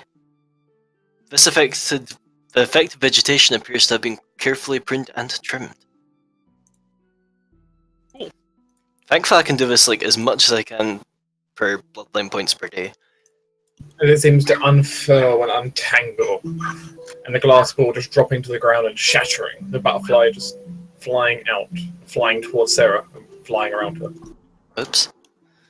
No, that's fine. I was planning on setting it free anyway. No, I kind of wanted that glass sphere. No. I don't know if you could have Just been able to no. get the butterfly out that easily. I don't think the glass sphere would survive leaving this plane of existence. No, probably not. But never get Dortess anything will nice. step up to Sarah and basically address the butterfly, saying, you know, you're free now, you're forgiven, please, you know, you're free, go and pass on. Go be a butterfly. Do what spirits do. You continue to flutter around Sarah in circles. That's mine now. Sarah, I think you may want to take it back to the figment of... Mm-hmm. Oh, but it's just getting that attached would to make George. sense. No, just Oh, come that's on, don't make me drag you. Don't make me get Thought to drag you. You're very happy with delegating tasks to other people, aren't you, Jortes? I wish Sarah I had will, your I guess, faith start to go heading on. towards Weird Figment Lady. I'm just using people's skills as they are appropriate. Mm-hmm. That sounds a lot like loser talk of, I can't do this, help me. Sarah does have a point. Yeah, there's nothing wrong with asking people to do something you are incapable of.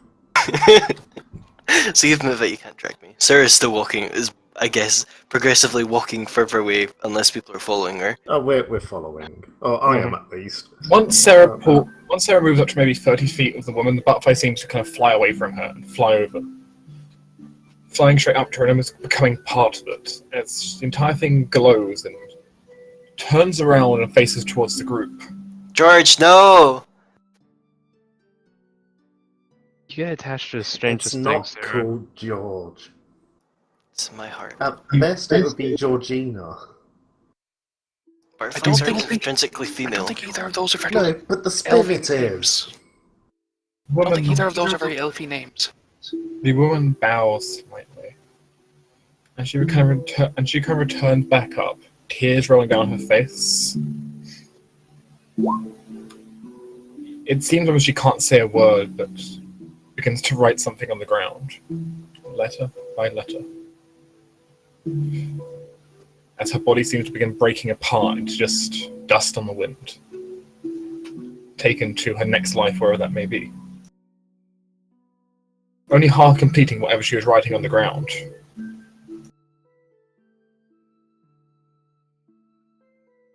Though maybe, Look out. though maybe one of you are smart enough to figure out what it was supposed to say. Hi. Is that an intelligence check or? This is, Oh, this Oh, is- linguistics. Oh, I was about to ask, can we just ask what the first bit of the message is?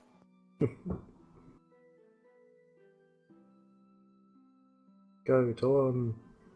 Yeah. Sarah, you have linguistics, right? Can you bestow insight No. this? Remember, I have Profession Scribe. Profession Scribe is also relevant. Oh, but now I roll Profession Scribe, you roll Linguistics, I guess. I mean, give me a relevant check for language, basically. I was Diplomacy. hoping to get a reroll because I have only been able to accomplish things. You must be able to speak Elven. Oh, no, Never mind. I can't do it. I can. Because it turns out the damn elf are in Elven. Can you do an untrained logistics aid? You can do you can if it's your native language. I am half elf. There you go. Who it is.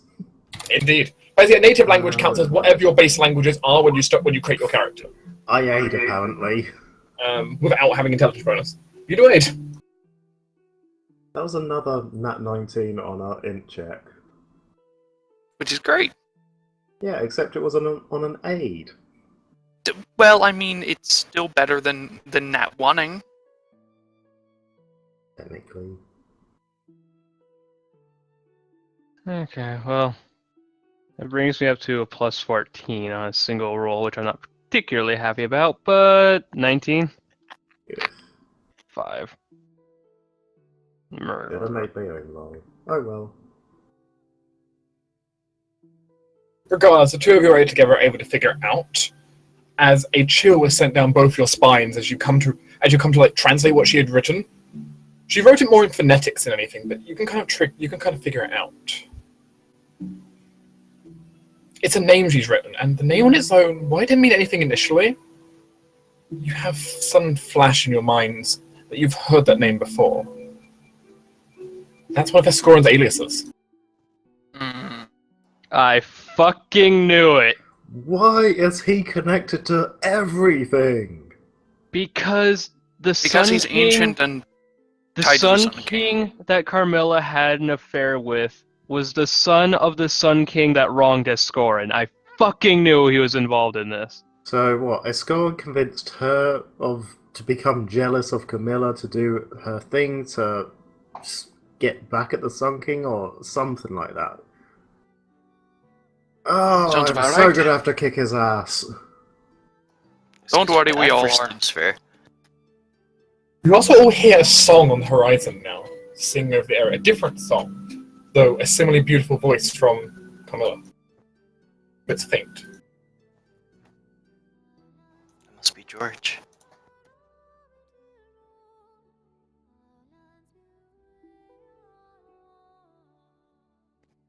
This was the problem I had setting up earlier, because the problem is I had to listen to my own soundtrack to make sure I had the right one set up.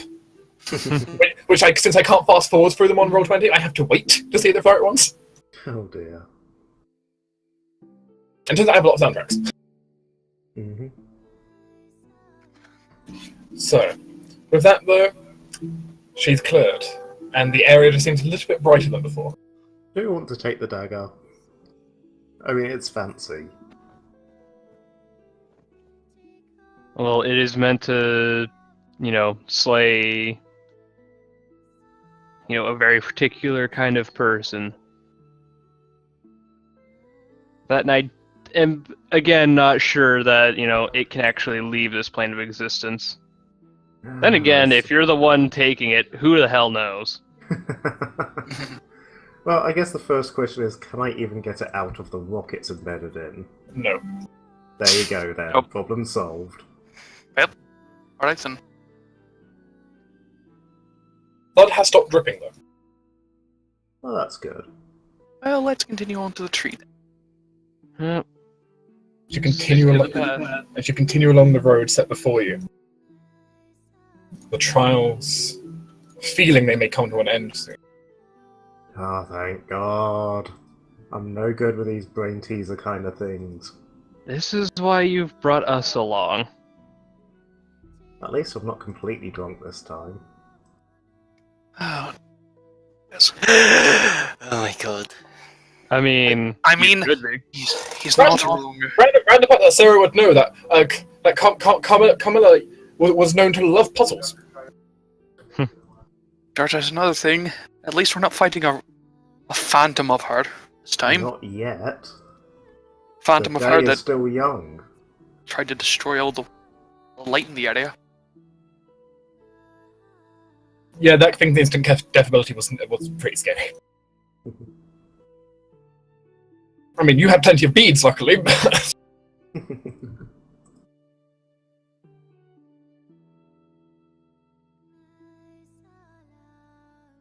As you're wandering along, Jortes sees on the path a very ingenious setup, actually.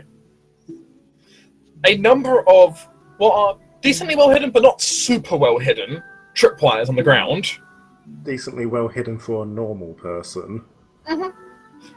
And then razor-thin spider silk string, ultra hard to find ones, put about chest level above them. So you step over the first Rylan- wire straight into that one. Rylan used this exact same trick on me. I'm so glad I have a plus 36 versus traps. Yeah, these are some of the traps around here. Some of the traps around here are some of the deadly things in this place. And this is why you brought me along. Aye. Nice to know. There is a number of these, though it is mostly easy to move through them. But each character must succeed at a DC 5 dexterity check to move through. DC Oh, 5. no. I cannot fail. Can we take 10 No, on it? I cannot fail. Oh. Oh, on a nat. Yeah, there's basically the risk. Something happens, and your character accidentally hits one of this very much tangle mess of them. On a Oh, nat no. 1, I would still hit 5. You're safe. Okay, the group is fine. We luckily Sideline's not with you, so you don't have to worry about what happens about the robot. You know, you guys were good saying. at Hey, history. Sideline You is guys one were- of the more dexterous members of our group. He's decently dexterous. Yeah, no, he actually has like 18 dex, if I remember rightly. Yeah. Gunslinger. He uses a So rifle. he couldn't fail either. Though you Except do on that one. Though you do figure out what the trap in question is here quite quickly. As you look up, you see a number of rather heavy boulders sitting on a platform high up above you. Oh, lovely. And you know how you guys were saying that the SE group is Dex Party? Literally everyone in this group has at least a +2 Dex mod. Fair point. Everyone in Admittedly, the Yeah, other group, yes. the other group generally has more insane dex mods than just having like okay dex mod. Except you. Yes. Garvin. I wanted to play something different. Then so again, I went have also seen Strength Party where even the wizard had 12 strength. I think Yes. we're a pretty decent strength party here. At Yeah. some point in my life, I want to play the Muscle Wizard. I will tell you, Muscle Wizard is more entertaining than you think it is. Yeah, play Muscle Wizard and specialize into polymorphs. Oh, that's also pretty good. Yeah. Oh yeah, no, I was totally going to do like a transmutation Muscle Wizard. So I'd highly recommend if you do so, if you're going to a wizard, take the Idealize trait, which increases any enhancement bonus you get from spells by +4. Oh yeah, Yep. no, I was definitely going to do that. Another thing, take Stone Fist as a first level spell. Mm-hmm. I also approve of this any druids who want to go into beating the shit out of people with this. Oh yeah, no, druids are great for that. They get a number of spells that improve their unarmed strike attacks. As the group kind of moves along past this row of traps here, and then past another well-disguised pit trap. Yay, pits. I say well-disguised. I mean, for a regular person, it's well-disguised, being at a DC 34. Yeah, for anyone that wasn't your test, that they could have a chance of not spotting that. But you guys can just walk around the pit, you're fine. Especially seeing as he doesn't even have to. I don't have to declare making a roll, he just does it. Yeah, I've had to pre-roll rolls for this entire section. Because of you. Even though for a lot of them you can't fail them, but still. Yeah, plus 36. Admittedly, on that previous trap, you did actually. That one actually was one you could potentially fail. Yeah? Because its complexity made the DC about 40s, I think. Something like that. Oh. Oh. It wasn't actually possible to fail. Well, clearly I need to put more ranks into perception. Clearly. Clearly. I mean, the point is, when you're auto-succeeding 90% of the rolls, you're doing okay. And yet Sarah still beat me at a check last session.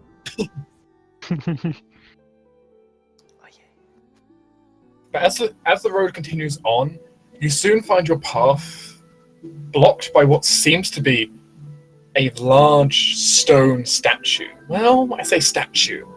I guess a more appropriate term that all of you would get a good image of is a large stone golem that stands in front of you, covered in hello. mossy vines. So is this one we're going to have to fight? Is it going to give us a riddle? Do we have to find out how to turn it on? Josess is just rambling as we walk. In case you want a picture, because I know players love pictures, Yeah. Yeah. Hells yeah. this picture will be sent in the Shards of the Eyrie Discord chat. Ooh. There you go. He's a big dude. Yeah. One of It those. looks familiar, but I can't remember what from. Yeah. That's from a MOBA of some kind. It gives you an appropriate idea what it looks like, though, standing on your path ahead of you, basically blocking the entire way.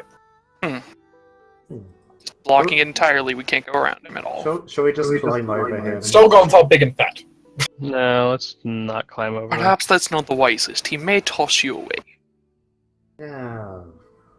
Just sort of walks up and waves at him. It's like, are you even, I don't know, awake? Hello? His entire mighty stone form begins to move. He is awake! Shit! Runs back and stands behind Torin. Torin's in full wolf form at the moment. Still standing behind him. Because he is a medium-sized wolf, so... He is, but that still only means, though, like, he's coming up to, like, Thorok's waist, and, like... Well, Thorok's, like, Thorok's chest, and, like, Jortas' waist. I am a short elf and I can crouch. It's true. Oh, dear. As the golem begins to move and rumble, it looks over all of you. Drawing out of the ground, this huge stone and vine-covered polearm. Oh shit. Great. He is a guardian. He is there to stop anyone from going past. Admittedly, it does seem to be guarding the bridge. Well, basically you can see it from the area in front of it. You know, if you get down the path it's on, it'll basically lead you onto that huge route. So, you know, makes sense it's guarding the way. Mm-hmm. It's one of the last lines of defense for it. It kind of looks over for all of you. It doesn't directly make a move against you, though, as it stands, blocking the way, clearly intent on, if you get too close, to potentially try and hammering you into the void. So, do you think this thing's gonna be very fast? Because I have an idea of slowing it down and then it's just running around it. Jortis just from behind Torin shouts over. So, can we get past you? Is there a riddle or something? Or are you just going to stand there? May have a password. Mm-hmm. Jortas! Hmm? Is whoever lives here still following us? Dark? Is he? You're pretty sure you've still sensed them being nearby, though you had real trouble keeping pinpoint on them. It's almost like the forest themselves are trying to hype them. Yeah, it's like, could be. He's definitely nearby, but I don't know if he's actively watching us right now. Dark's going to call out. Come on out! I think we're going to be needing your help here. You know, he's protecting this place. He's not going to help us get past the Guardian. We're not here to destroy this place, Jortis. Yes, I know that, but he doesn't know that. Question, Dark. Mhm. Are there any flowers nearby? Yes. Torrens is going to go over and flowers. pick one. Torrens is going to go over and pick one. You pick a flower. It smells beautiful. Torrens is going to go over to Jortas and try to hand it to him. Okay. Why are you giving me a flower? We've been over this. You don't like me that way. Torrens just nods over to the golem. Do you want me to give the golem a flower? Torrens nods. Just such a bad idea. Jortes will slowly walk up to the golem with a flower clearly outstretched in his arm and carefully watch it to see that as he gets closer, will it try to attack him? So basically it's sounding like guard position, guard position, guard position. You get about 20 feet of it. No, you get about 30 feet of it. It then moves to hold the polearm in polearm facing towards you, spear first. Yep, I step back. That was a bad idea, Ton. You're full of bad ideas. Bad dog. As you step away, as you step further than 30 feet from it, it goes back into guard position. Hmm. At least it's giving you a fair warning that, you know, you're starting to approach this threatened area. Mm-hmm. It probably has a reach about 20 feet, so you know you're safe. Bad dog. Murph. It's a large-sized creature, but unfortunately your path is only 2x2, so there's not really a way to get around it. So. Dark, can I check around here for any dwarven messages? Funny you say that, actually, as you kind of all consider this. You see drawn on the golem's own chest. Some of them. Interesting. The dwarves left this here? Seriously? It doesn't look like a dwarven golem, that's for sure. Especially. No, I don't think so. I think it might have become active, after they had left their note. Hmm. It may have been camouflaged as a boulder or something. They thought, this is why you don't leave runes on random things. Who knows what they'll do? I don't do that. No, your brethren do. Normally it's fine. Just these obviously weren't perceptive enough to notice a giant stone golem. In fairness, one of the special abilities of this creature is the same as the gargoyles, which is free. Oh, yeah. You can make yourself appear like a statue or boulder with automatically get to take 20 on stealth check, Oh yeah, I forgot about that. which is pretty damn effective. So The only, Tormund the only guys you didn't run into this trap is purely because Jordan could spot from a mile away. That's not. Yeah, okay, it's passive. Its passive stealth might be like 30. But that's Jortez's passive That perception. doesn't mean he's Jordan. So- For a large size creature, a plus 10 bonus is not bad. Mm-hmm. Yeah, really. Alright. You also notice that there are other signs that the dwarves have been around here as well. Hmm. There's actually quite a few. It seems like the dwarves got stuck here. Ah. Possibly because there was a giant boulder in the way they couldn't get past. So, can we read the runes from here that are on its chest? Well, it has to be difficult. You are 30 feet away. That's a pretty big distance, especially for someone who doesn't read Dwarven. Dark's got a I decent could- perception. Yeah, He does. yeah, the problem is reading writing at distance is very difficult normally. I could copy what is written on it onto some paper and then show him that. It's not that easy to do. Hmm. You can certainly read the other ones around, though. That's certainly- Yeah. Just give them a look over. Some of them seem to just be kind of like regular updates. It does mention that at this point the dwarves are down to only having 3 members left. Ugh. They entered this place with 10. They only have 3 people left at this point when they got here. Is the druid one? It seems, yes, but it seems 3 of them got cast out into oblivion on the rock traps behind, and one of them got knocked into the pit by the giant swinging log before. Oh, lovely. Plus some others apparently died earlier on too. Apparently onto wolves that didn't like them for some reason. Hmm. You guys mostly you guys have avoided nature trying to kill you so far. You've done a decent job in that regard. Yeah. I mean, we have been pretty respectful and, cautious You know, of things. we haven't so- tried raping the forest or anything. No, I- what I- rules are like I- for that. Yeah, if any of you set a tree on fire, you get a very fun experience. As one of the things in here mentions, one of them does mention here, for example, one of them mentions loading something called a dragon pistol, which Torin is familiar with Yeah. dragon breath rounds, which are basically flamethrower rounds. Yay! Why? And it turns out they set a tree on fire, and that tree suddenly animated like a tree and slammed the person for what the approximation you guys mechanically what the description seemed to put it is maybe 4d10 plus the tree strength modifier worth of damage.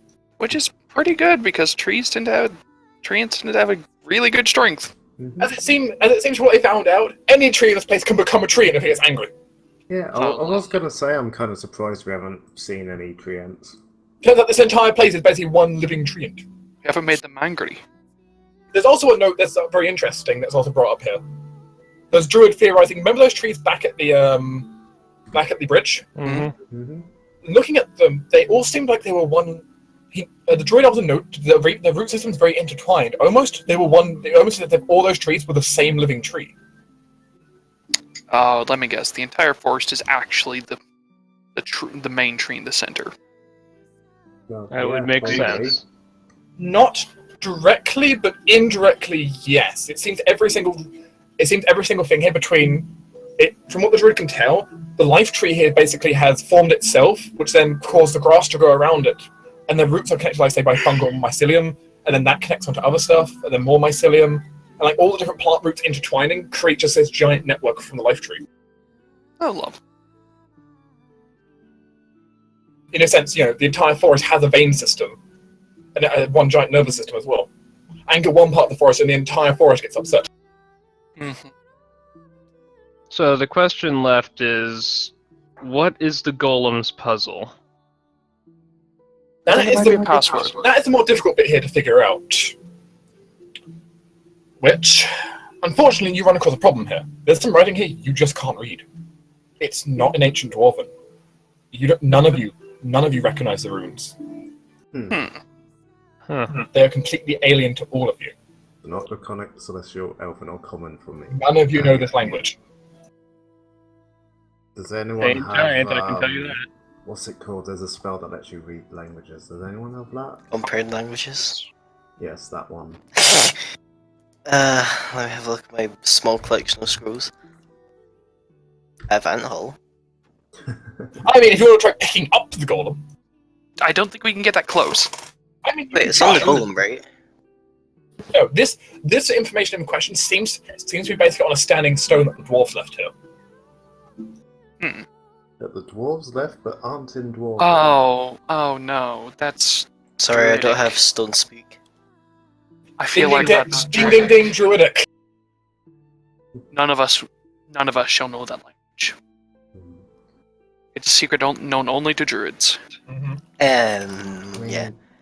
Could you ask any of the trees nearby if they know a way to calm the golem? Okay, I mean, you don't have to. I'm just throwing out ideas. I don't particularly want to now that we know about the gigantic angry system. Well, if I mean, admittedly, the golem itself is also covered in a large number of plants and various things. You might be able to speak to the golem through the plants. There's also a kind of thing that pissing off the golem could also piss off the entire plant network in theory, 'cause it might be connected Yes, as well. Yeah, yes. so But it- if they connect so- to the tree in the swamp, they already know that she's a nice lady. So it turns out I have comprehend languages. I'm just going to spend a minute to prepare an extract of that.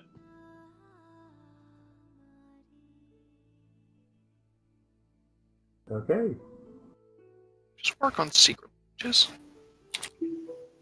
This- Uh, Well, It does not decipher codes or reveal messages concealed in otherwise normal text, but otherwise it just says you can understand or read an unknown language.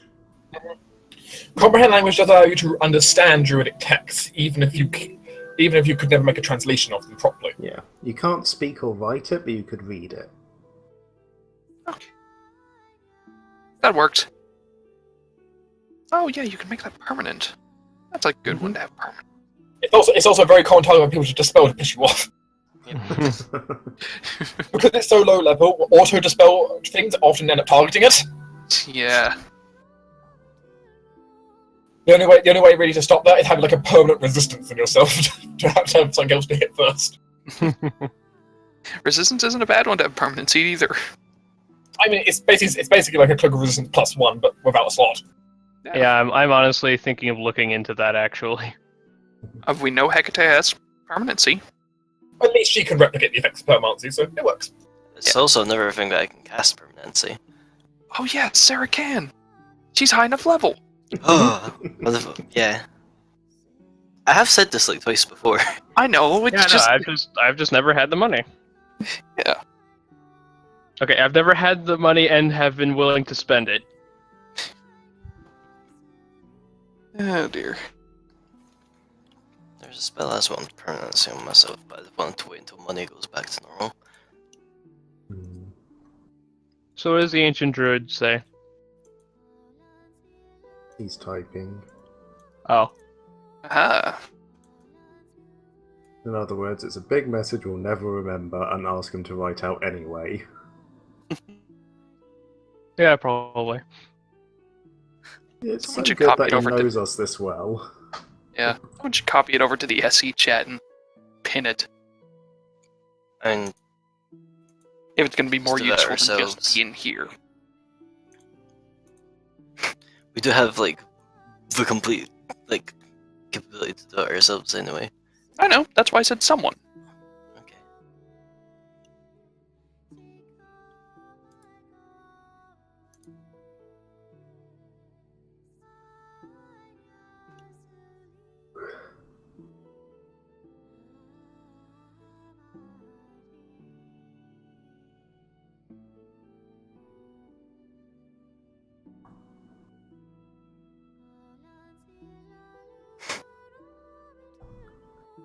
It's a big message, apparently.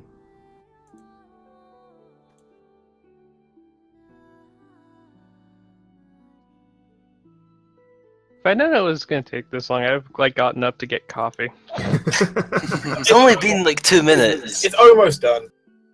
I know, but my kitchen is 5 feet away. Coffee is 10 Actually, feet honestly, away. this might not be the worst time. If people want to take a quick break for toilet or coffee, this might actually not be the worst time, actually, considering things. Yeah, no, Return, I just turned into a plant. Yeah, I'm just gonna quickly grab a drink. I can also go grab a drink once I post a message, so it works. There we go. I'm gonna go get more coffee, use bathroom. Yeah. Throw away my yogurt cup.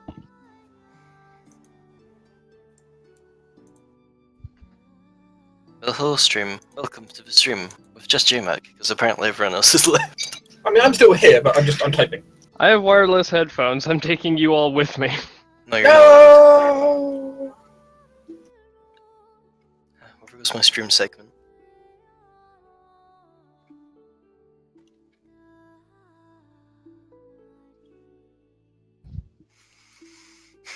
So, how you doing? Okay, guys. I'm trying to remember how to spell things. That's my main issue right now.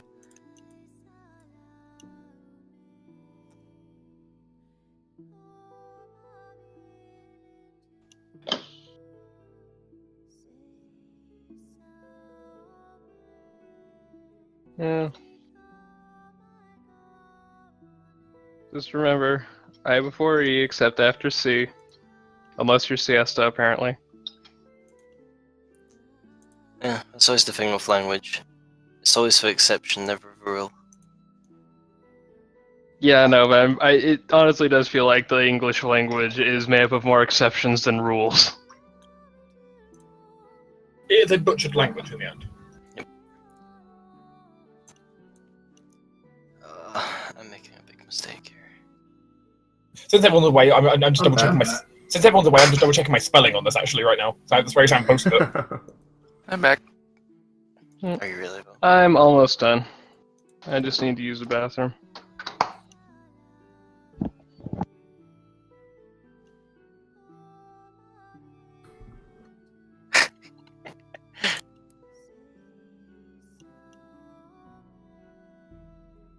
It still woes me whenever you randomly starts laughing. Sorry, I'll just never be happy again. I'll live within my sorrow and misery. You do that. Or at least put in some notice first. Nah.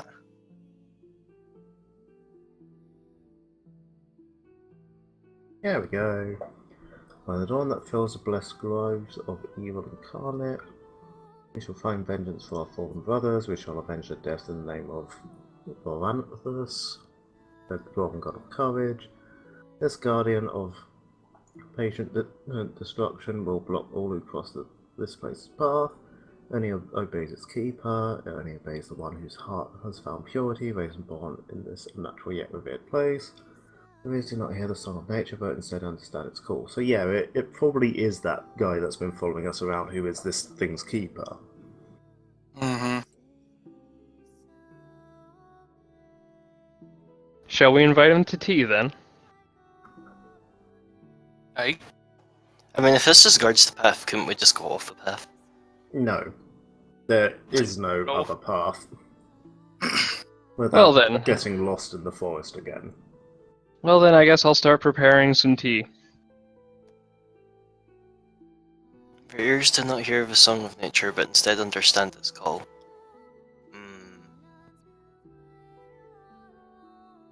I'm just thinking. Are you going to give him the ability to hear the song of nature? I was thinking more of it as like me with speak animals or speak with plants before. Perhaps. Wondering. I mean, I'm unlikely to use any more of my third level spell slots that much, or need them that much. It might also literally be referencing the fact that that it will respond if nature is the place here is harmed. But we don't want to harm nature just to get it to respond, because if it does, it won't be friendly. Exactly. It'll respond think we by should. trying to kill us. I mean, that is a point that we can't just always fight it. But I don't think that's the wisest idea. That's what you're basically suggesting. No, I was saying that's what it means. Like that could be what it means. He wasn't suggesting it, it was just that would be a thing that, would draw it out. Not saying we should do it. Yeah.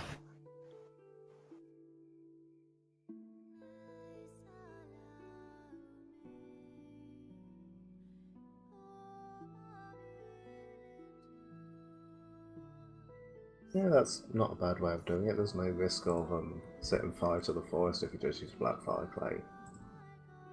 It turns out the alchemist knows what he's doing. Makes change. What about burning down the entire forest? I do not have to burn any material in order to do this. Burning down the entire forest might be a terrible idea. Well, I mean, it would get rid of, some of the things that have been in our way. You'd also die a horrific death. Yes, that is true, but things would no longer be in our way. I mean, you'd be inside a couple of those rings, so that's a whole different problem. God, I knew there was a reason why I carried some of this crap around. So what's the group gonna do? Torrens is making tea. Is he coming out of wolf form then? Mm-hmm. Like in form or human form? I mean, he's not trying to hide who or what he is, so probably lycanthrope form. Okay. Did you all see a werewolf making a kettle of tea? Sir has a plan. Sadly enough, this is not the most surreal thing I've seen. You have great background music for it as well. Mm-hmm. Let's make some tea. Now, before you do the plan, what is Sarah's plan? You know how I did that thing with a pumpkin patch before? Which thing? Where you connected to its root Yeah. system or something? Hmm. I mean, I'm not sure it's the greatest of ideas, but it is an idea. I'm just thinking that, this thing's probably more powerful than the pumpkin patch was. It may overwhelm you. Okay, well then you have to kill me. Oh no. Okay. Doherty, I'll contain you. Froghouse. Never mind. Okay, well you have good luck with T-Plan. I'm gonna go sit over next to this tree and try that thing. Okay. If your plan fails, your tea should be ready. Star gives you a far off thumbs up.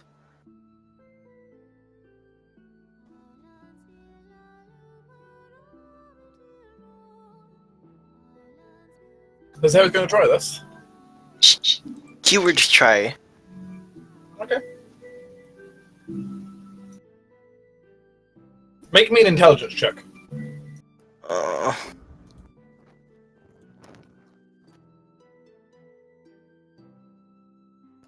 on, character sheet. Holds up faster.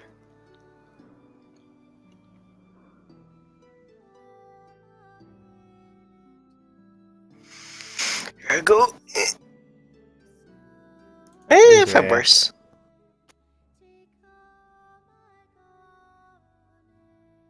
Oh my god.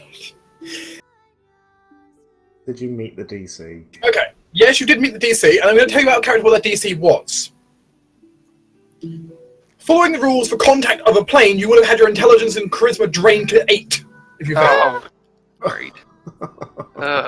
Because you're contacting something beyond your normal comprehension. I mean, at least you're a charisma caster? It would drain charisma also to 8, I said. Oh, Charisma and intelligence. yeah. I thought it said intelligence and wisdom. So its intelligence and charisma gets decreased to 8 if you fail. Well, I'm very much glad. And the DC was 10 because because the entity you're contacting is on equivalent level of a demigod. It's considered to be. So Jeez. in level of just pure intellect.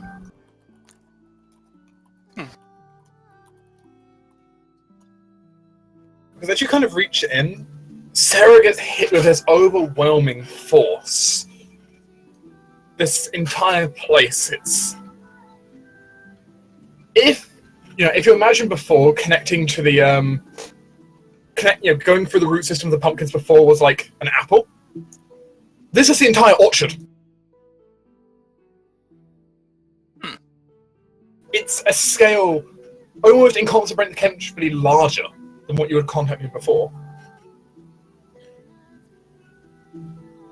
It is a massive place, and it's like feeling thousands of minds all talking together, all communing, but all in harmony with each other. What is Sarah trying to divine? You can ask me one question right now, and then and if you want to get another question, you have to make another intelligence check. Okay, so I gotta make this count.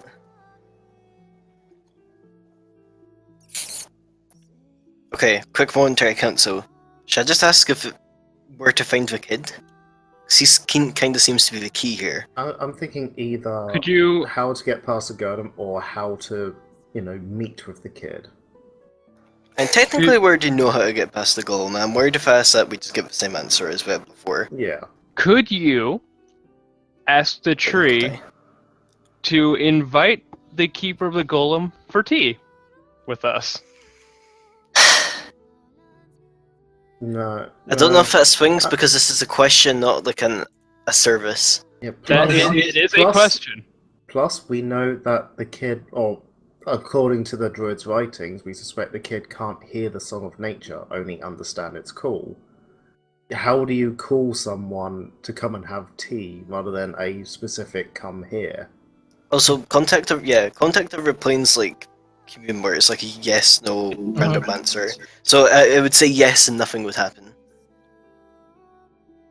Yeah, basically, you're able to divine knowledge out of the situation, what Sarah's able to try and do, basically. Yeah, what is Sarah trying to figure out as she's kind of connected to the heart of the forest itself? If George has rolled over in the grass, Sarah almost feels every single bush of every single bit of grass react to him rolling over. So many things I could do to a bug with her. You get a true one-word answer is what I'm seeing, which is kind of the issue here. It's one word. Yeah, you could just ask for the password. If there is a password, it might be a case of it just obeys what the kid says. I mean, it's a good question as any of others that have been suggested, considering this is a question with a one-word answer. I just want a justification for making tea, is all. Just do that. Grunas Mantorn. I mean, basically, this is going to take Sarah a minimum of 10 minutes, so you have to just make the right team. Let's go for Exciter because I honestly don't think there's a better question we can really ask with a one-word answer. What is the pass?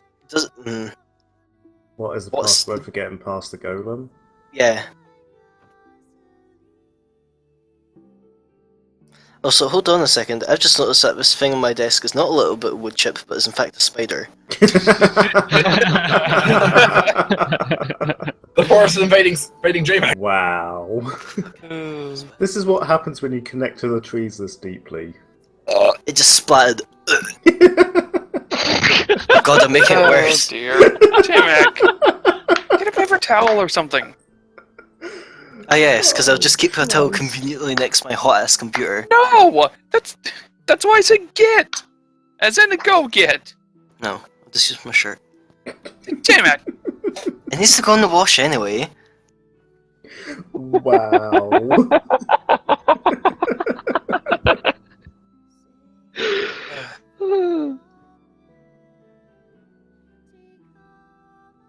Oh boy.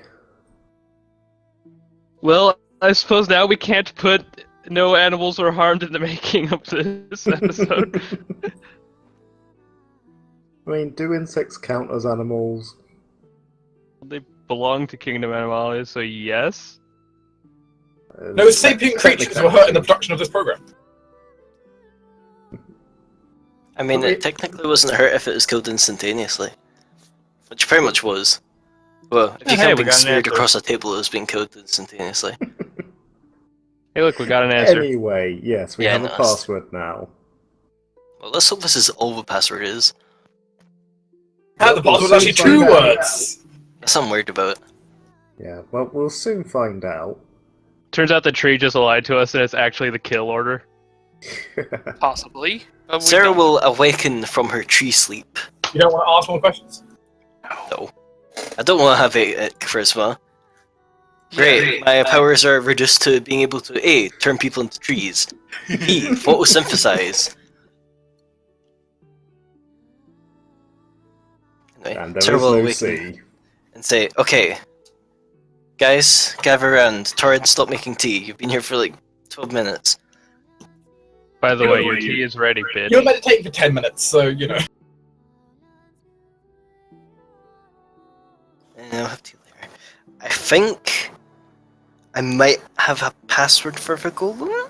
What is I'm it? And I'll scared. try it out. I think we want to prepare before we do this, George S. Well, hurry up and prepare then. So afraid. Okay,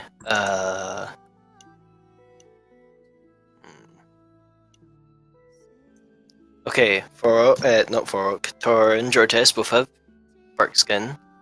Which is +4 natural armor. On top of +5. your existing No. +5. bonuses.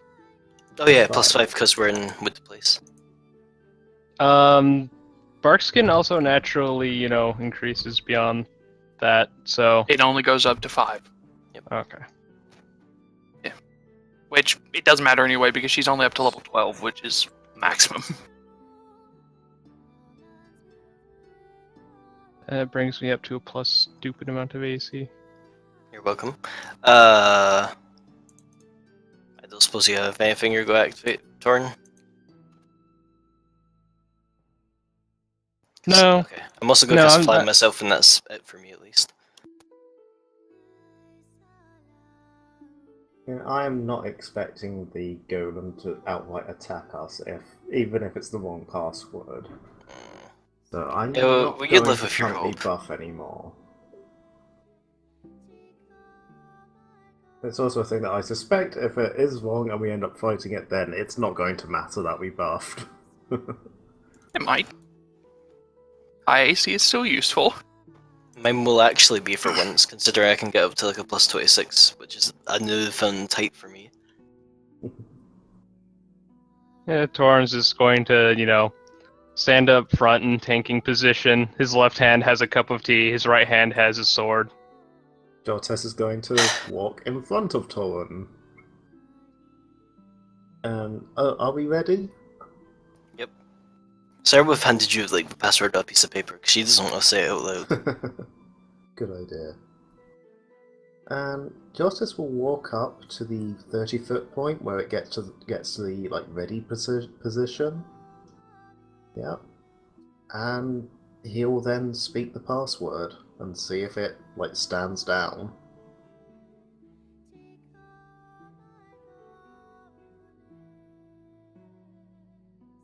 I don't like how you're rearranging us.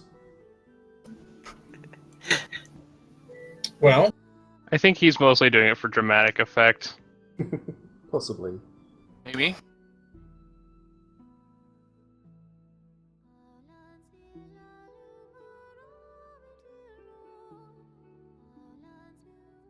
Either that or he's about to move us. And he was moving us. I mean, onto another map. as you speak its name, the golem suddenly alerts itself.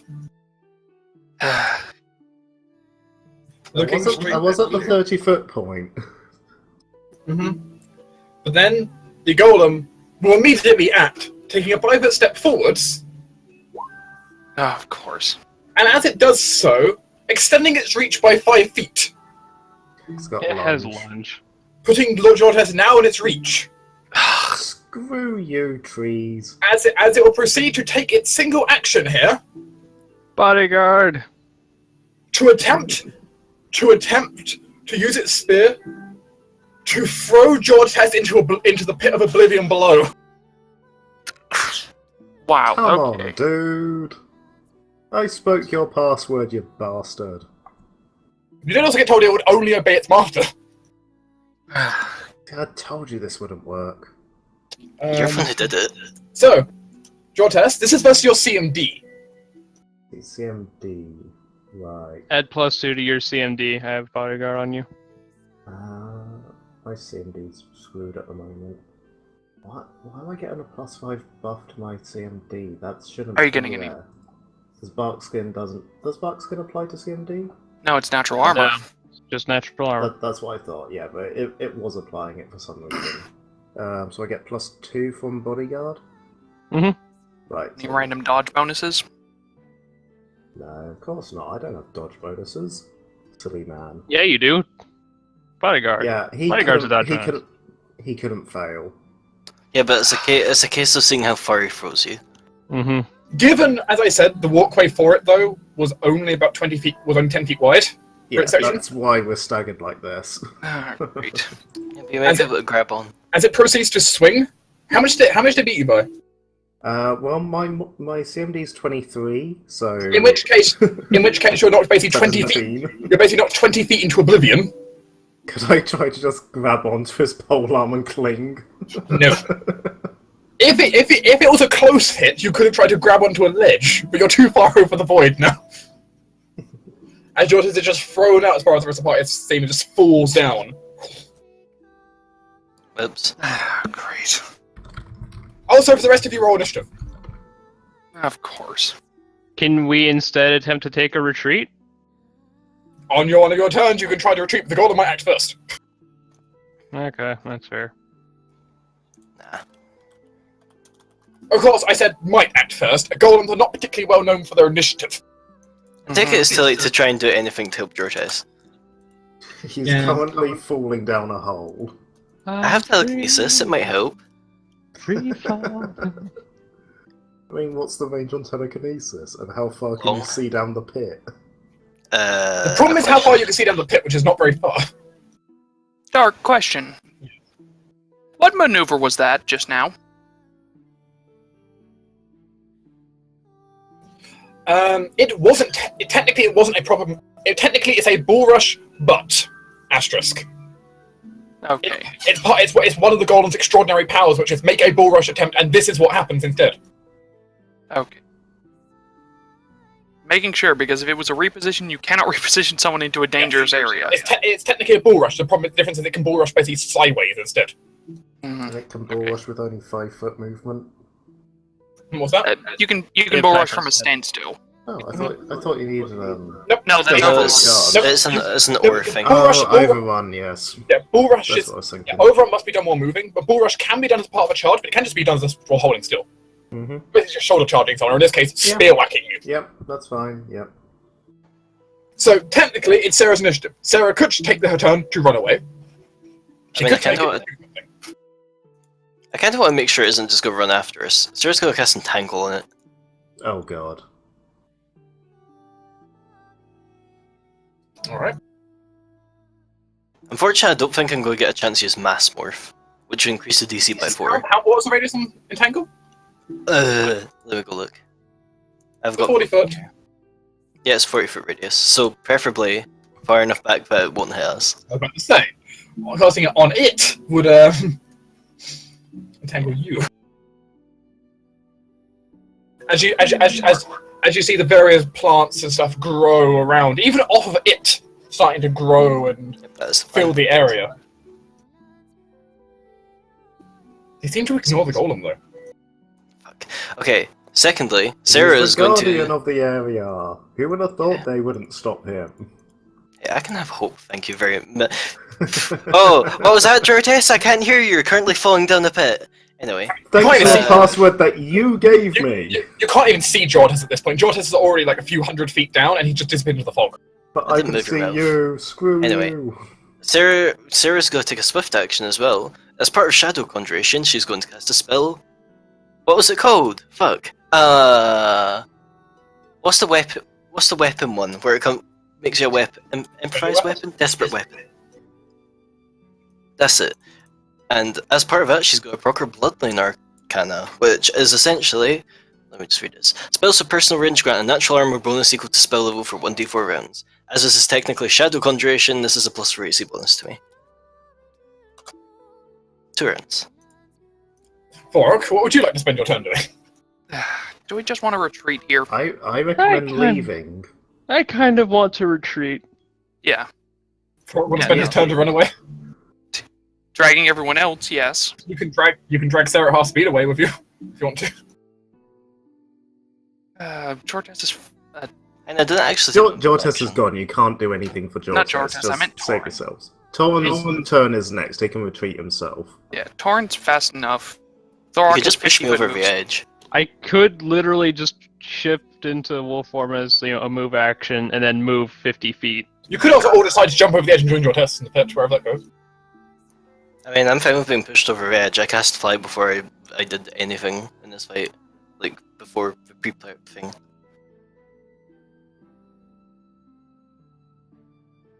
I mean, I guess I could technically move action reposition you over the pit. Since you have fly, it's not a dangerous area, so you can fly down and see if you can get Jortes. Well, quickly, what would Thorpe do? What's Thorpe going to do right now? Given it's his turn, he sees He's wanting us. the golem He's wanting us to retreat. Then retreat and drag Sarah. Yeah, him. So so we can get 50 feet away at my half speed by dragging Sarah, which is going to be 50 feet straight back.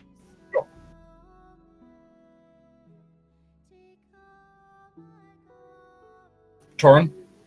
Yeah, I'm Yes. retreating. Alright. Lysanthus, go back into your archive.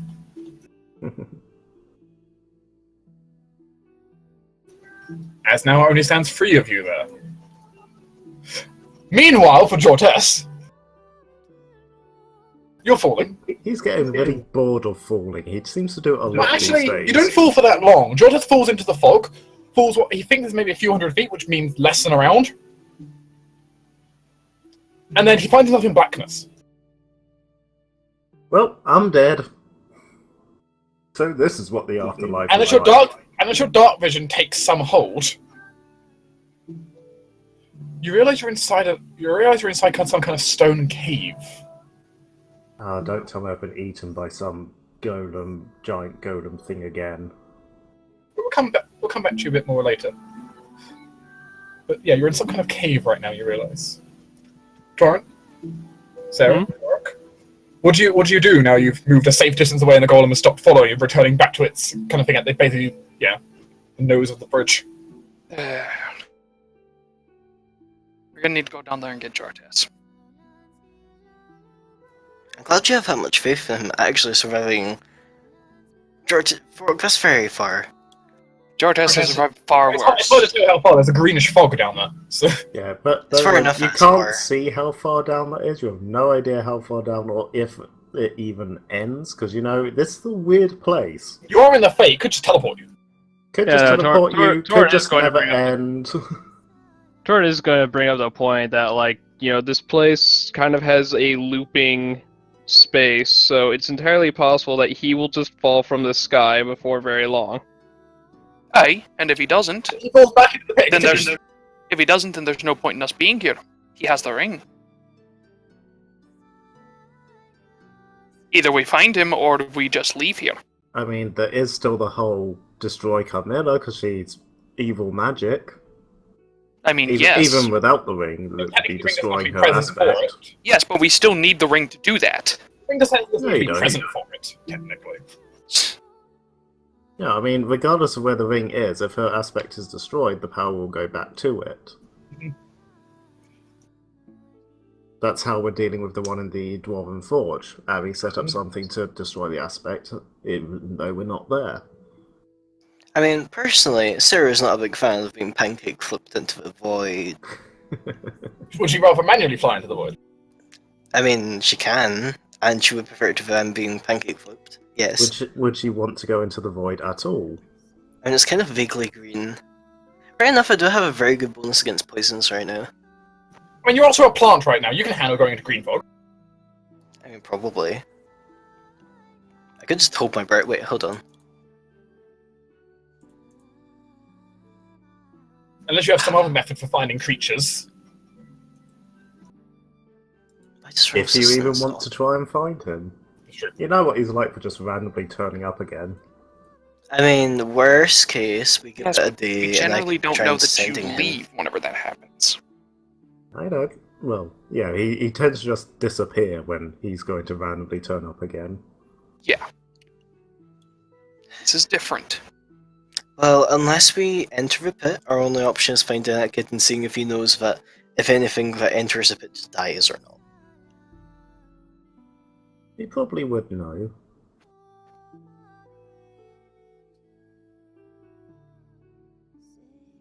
The question is how to get to the kid.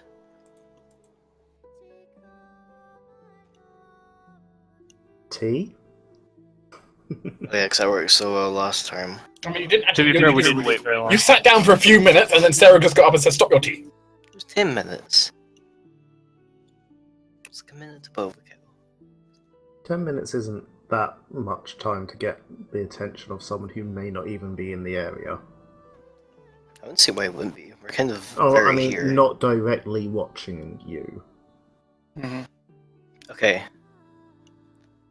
I have a plan. Oh, God. Does this Frog? plan involve tea? No. Mm-hmm. Oh. This plan involves turning us into trees. Why is that always your plan? I can do it, why not? So how will it help? I mean, if you turn into a tree and connect to the network, then, you know, it can understand nature's call. You'll be part of nature then. My could plan was try to also just call it like to having you. them maybe come up to investigate the trees and we punch them. Less pouncing. Try to make friends, not scare the bejesus out of him. Friends screw each other. Thank you for your Jortes within my mind. The piece of George has left in all of you. Connor just jumped it out of it himself. You know, it Sorry, needed just somewhere search to for live. that. His soul was a bit full, so it just sort of tucked itself away in yours. Unless you used to have... Well, I guess we can try to eat, but that's just us sitting here. Hey, we should go down there and see if we can find Jortes. Well, I don't do trust that something. he's far too tough for that. I don't Oh. trust that this place won't just shunt him back onto the surface here with us. And I don't trust that it It is will. also a thing to consider that if it does teleport, there's nothing to say that you guys will be teleported to the same place. Mm-hmm. Welcome to the Fey Wilds. It's unpredictable. It's another point that I doubt that the golden pancake flip people in there if it wasn't a way of dealing with them. Like if we just come back up like later. Not Hey, really a It's very some useful. entertainment by just maybe- watching them fly. Well, maybe its purpose is not to kill. Hey, Wouldn't it- maybe it's there to contain. Okay, well good. Jortes will have some friends if he did fall in there. Meanwhile, Good at with, making friends. meanwhile, with Jortes, by the way, as he kind of takes some survey of his surroundings with his limited dark vision. I mean, have I landed at this point? Oh, well, yeah, I said you landed. You Right. just suddenly appeared in the cave. Right, shall I... Sorry, I'll pull out my ever-burning torch. As you It do, does not actually produce fire, so it cannot set fire to anything. as you look around, you are in a stony, dark cave, and the first thing you realise is you're laying next to a whole bunch of skeletons. Well, this is delightful! Hello! Go back to the others. And Jortes comes to realise he's in a cave full of skeletons. Not for the first time. Well, I guess you still can try planting if you need me, I'm going to be over here be a tree.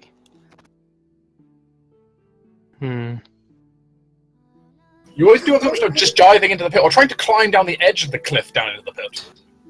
I just love that Sarah's plan is to just turn into a tree and stand there.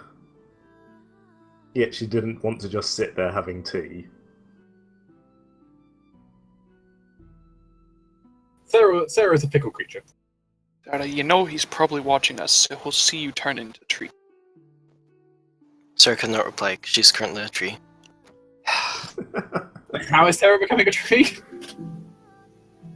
Oh, that's the second part of the Verdant Bloodlines level 9 power mass morph. Essentially, I Okay. can turn people into tree shape. I can Okay, turn you're people going. into trees Okay, like you're going tree to shape. tree shape yourself. Yeah, so I'm still completely aware. I just can't reply to Forok. You assume the form of a large living tree or shrub, or a dead tree trunk. Yeah, I'm going to turn into a large tree. The exact kind of tree is basically completely under your control. I imagine one like in the area. Oh, it can't be a red tree, but yeah, I'm just going to blend Could be. in. I Could mean, be up to you. Hey, just like a red maple or something. yeah, let's do that. Even the closest inspection cannot reveal the tree question is actually magical. It's a normal test. In fact, you are a tree or a shrub, although detect magic reveals a fate transmutation or on the tree. Well, we need some firewood. Someone get the axe. While in tree form, you observe all that's going on around you as if you were in your natural form. Your hit points and saves remain unaffected. You have plus 10 natural armor, but an effective dexterity of 0 and a speed of 0. You're immune to critical hits while as a tree. All your gear merges with you. You can dismiss tree shape as a free action. Yes, Sorry, it's literally a tree. Yep. What was Poro Contoran doing then? Apparently pouring tea onto Sarah's roots.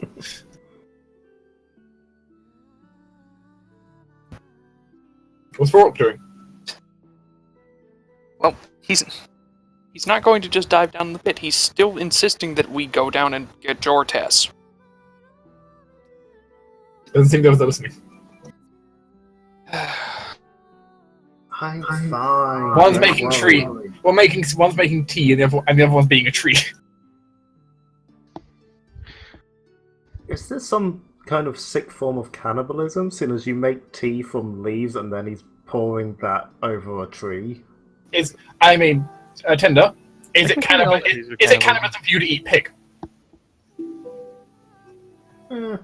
I guess it's not quite the same, but It yeah, is. I get what you're saying. Yes, it is. Just fat. You know, it's not like all plants are the same, but all animals in the Yes, they are. entire kingdom are different. All plants are the same. Mushrooms will rebel. Stupid cannibalistic mushrooms.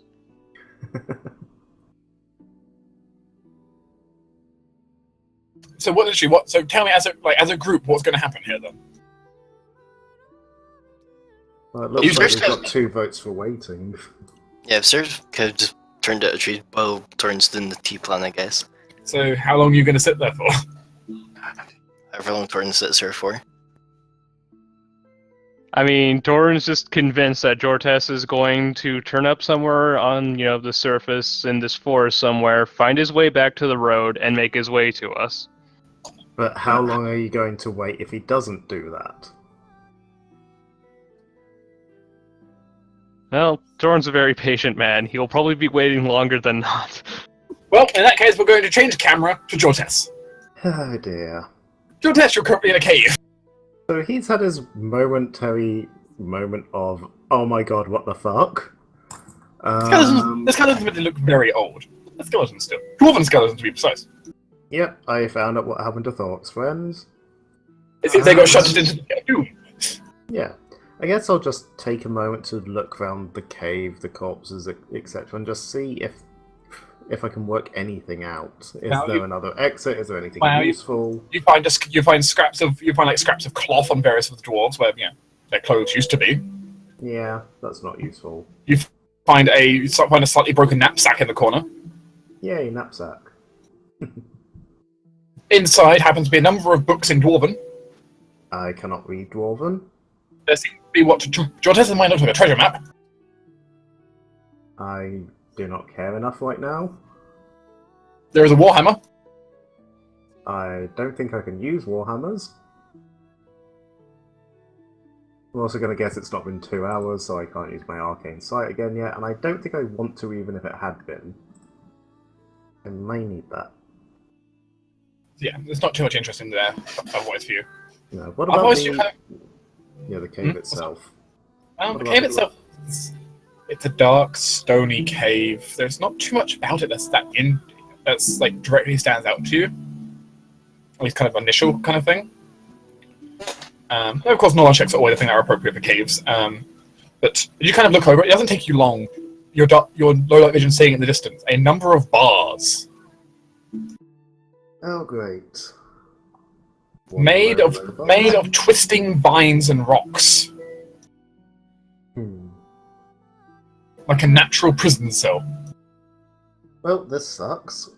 I'm guessing there isn't like an actual door in them. They'll just reshape when you need to let people in and out. You don't see a door. So And I'm also guessing they're too close together to try and squeeze through. a halfling would have trouble getting through. Um, Alex would probably make it, but Yeah, but Alex is friggin' liquid. Yes. I mean, he escape pod. He basically said, "What happens if I turn escape artist up to 20?" Yeah. Well, I guess in that case, he's going to fall back onto his standard, like, things he knows, things he does well, and try and look for other ways out, aka secret passages. Secret tunnel. Secret tunnels. Jortes searches around the cave, attempting to find secret tunnels, and finds little. It's I just a thought cave. so. Just a cave of very dark rock. He does not know enough about rocks to know what the hell this is. It's dungeoneering. He's got a +9 to dungeoneering, actually. It's dungeoneering to identify cave systems. So, just saying. Let's see what he knows about this cave. 22. Well, first thing with 22, you realise you are probably about 50 feet underground. Is that underground from where I was, or underground compared to the Underground compared to the surf. Yeah, underground. Yeah, basically 50 feet before you actually hit some ground above you. You know, that's what you kind of approximate. Yeah, so presumably 50 feet until you reach more forest. Yeah, that would make sense. You notice the rocks here are of particular interest to Jortes. You realise these rocks have a high lead content. Right, so you can't just magic your way out? That makes sense. They're also highly resistant to aberrations and oozes. That is actually slightly comforting. They're very alkali in nature.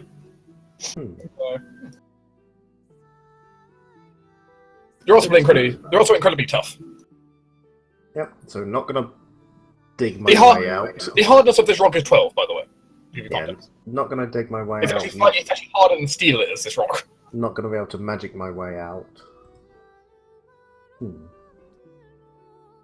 Basically comes down to, can I basically force the bars to try and get out that way? How resilient are the roots to being moved? It's a question. That's not engineering, though. No, it's not. And I'm untrained in nature, so it just comes down to the old, let's give it a push and see what happens. You're going to try strength checking the bar? Or... Yeah, he's just testing it, basically, seeing if he can move it enough to squeeze out. No. He's so cannot. It doesn't move at all. As Jorta spends time pushing, he doesn't make any progress so far. Seemingly trapped down here with little other than a couple of buckets and some skeletons. Couple of buckets? There are buckets down there. They're wooden buckets. One which is empty and one which is full of water. I can guess what they're for.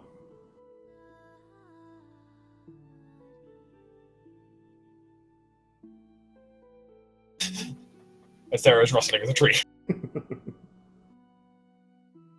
Do I have anything that... There's also some mushrooms in there. There's also a number of mushrooms in your little prison cell.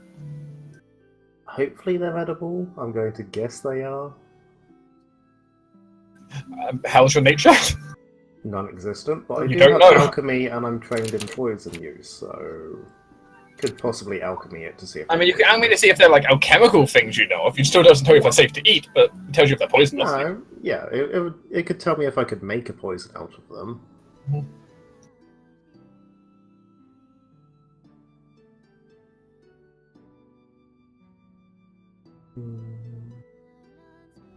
I don't think I've got any items that would be useful unless I wanted to try and destroy the bars, but I don't really want to hurt the tree, because that won't do me any good.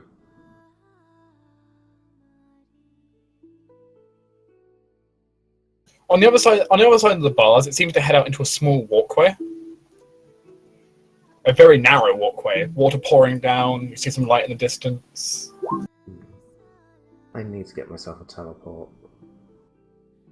It's a very artificial structure on the outside.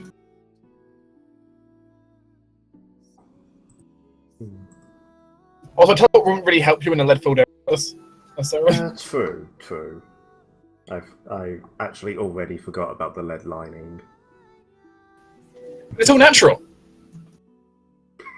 So it's just throwing some rations down the pit. It's like apples, as apples fall into the void. Actually, is this actually a thing that's being done, like throwing food into the pit? Yes. I just need to remember how many rations I actually brought, because I can't find them. Jortes, at some point, as you're kind of searching around frustrated, you're suddenly hit on the head by a bag of rations. Ow! God damn it, Sarah. Somehow I know this is your fault.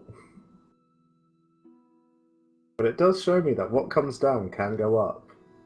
Or possibly. That at least the opening is still coming into here somehow. Can I actually see a ceiling? Yes, you can see a ceiling in the little cave you're in. It's not that high. Can I, like, throw something at the ceiling and see if it passes through? I just pick up a bone and throw it. Make me a dexterity check.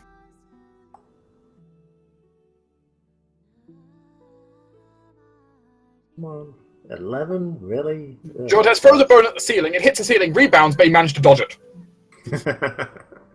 Right, so I can't just climb my way back up out the way I came in. Basically, Jortes' view from outside the prison bars. Oh, no way. There we go. Basically this.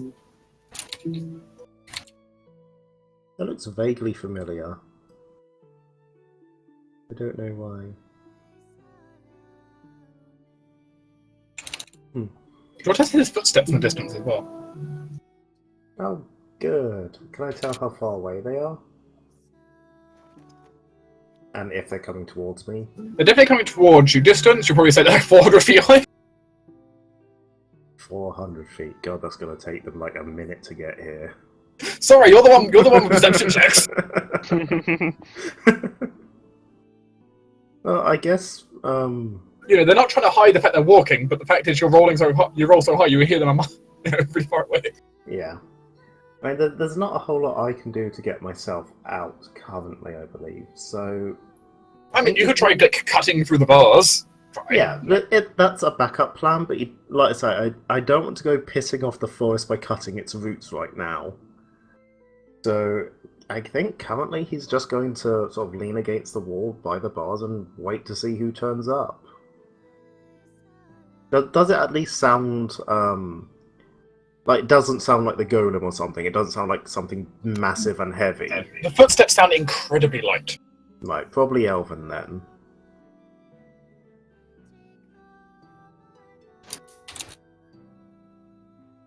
Alright, yeah, like I say, I'll wait until I can see them, I think. As Jortes sees a small silhouette in the little cave in the distance, as you see approaching towards you, what appears to just be a smallish child, slowly making their way down. Wearing a crown of flowers around their head. I raise a hand and wave at him as he comes closer. Still just being completely, like, nonchalant about it, just, hey. They bear a head of almost familiar golden blonde hair, almost sun-like in its colouring. They are dressed in very simple, basically dressed in what is basically merely like a cottonish shirt, wrapped around with like vines and flowers. As they approach up towards the bars, not saying anything and just looking into their cell, their blue and red eyes staring at you. So I'm going to go out on a limb here and guess that you're the kid between Carmilla and the old Sun King, right? Or at least spirit, image of, something along those lines.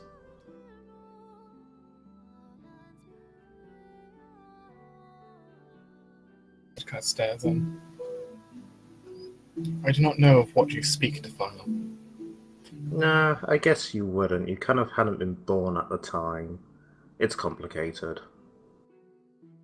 I'm not a defiler, though.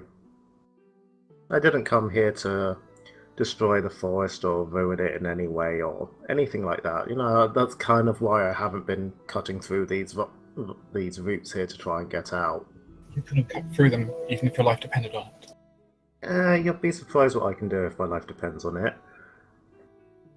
They will not break to your will. Yeah, I'm sure they probably wouldn't break, not easily, but I've gotten out of jams before. But anyway, point is, I didn't come here to try and ruin anything. I honestly didn't even know this entire forest thing was here when I first came down the pit. You came here seeking this place. The forest sensed your intentions. No, I came here seeking a spirit. As I said, I had no idea the forest was here.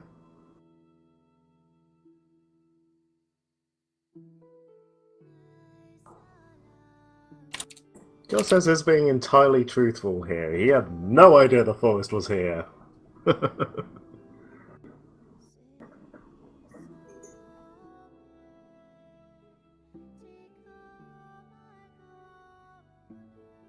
I'll level with you, because, you know, at a slight disadvantage here. I know that a part of a woman's, well, basically a part of a woman's soul was trapped here many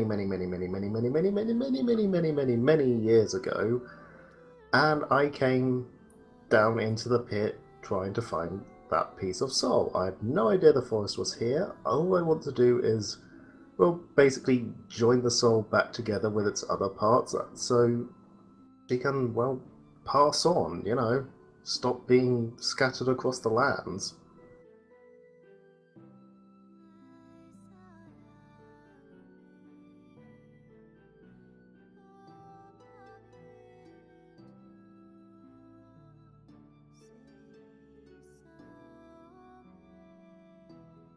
I suspected it would be closer to the giant tree. It seemed to be where the singing and such was drawing us towards, which is why we're trying to get past your large friend up there.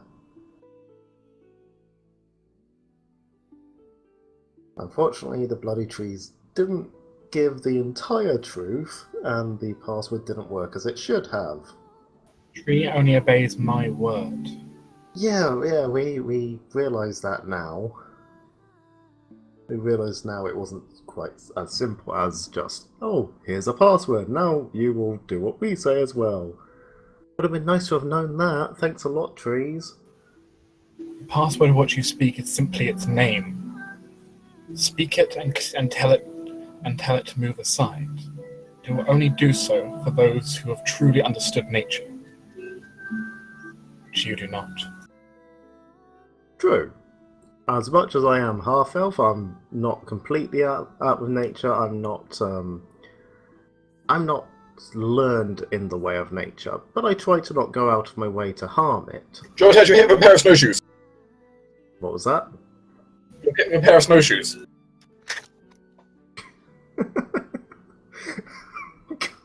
Damn it, Sarah! He picks up the snowshoes. At least it wasn't cleats. Mm-hmm.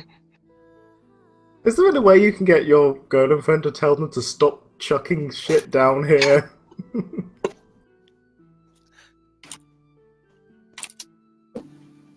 They will be dealt with in time. Yeah, just don't hurt them. At least some of them are more in tune with nature than I am, and they were only trying to help me. They don't deserve to be punished for it.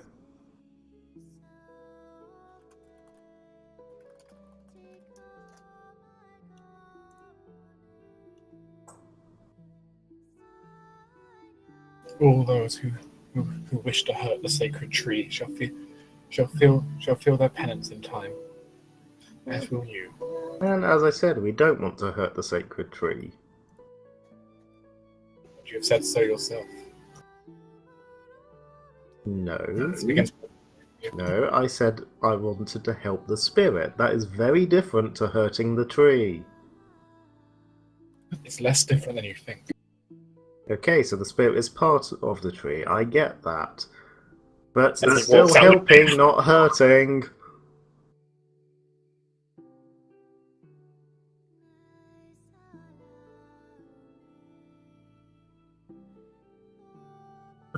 As George has his left in the cave all alone.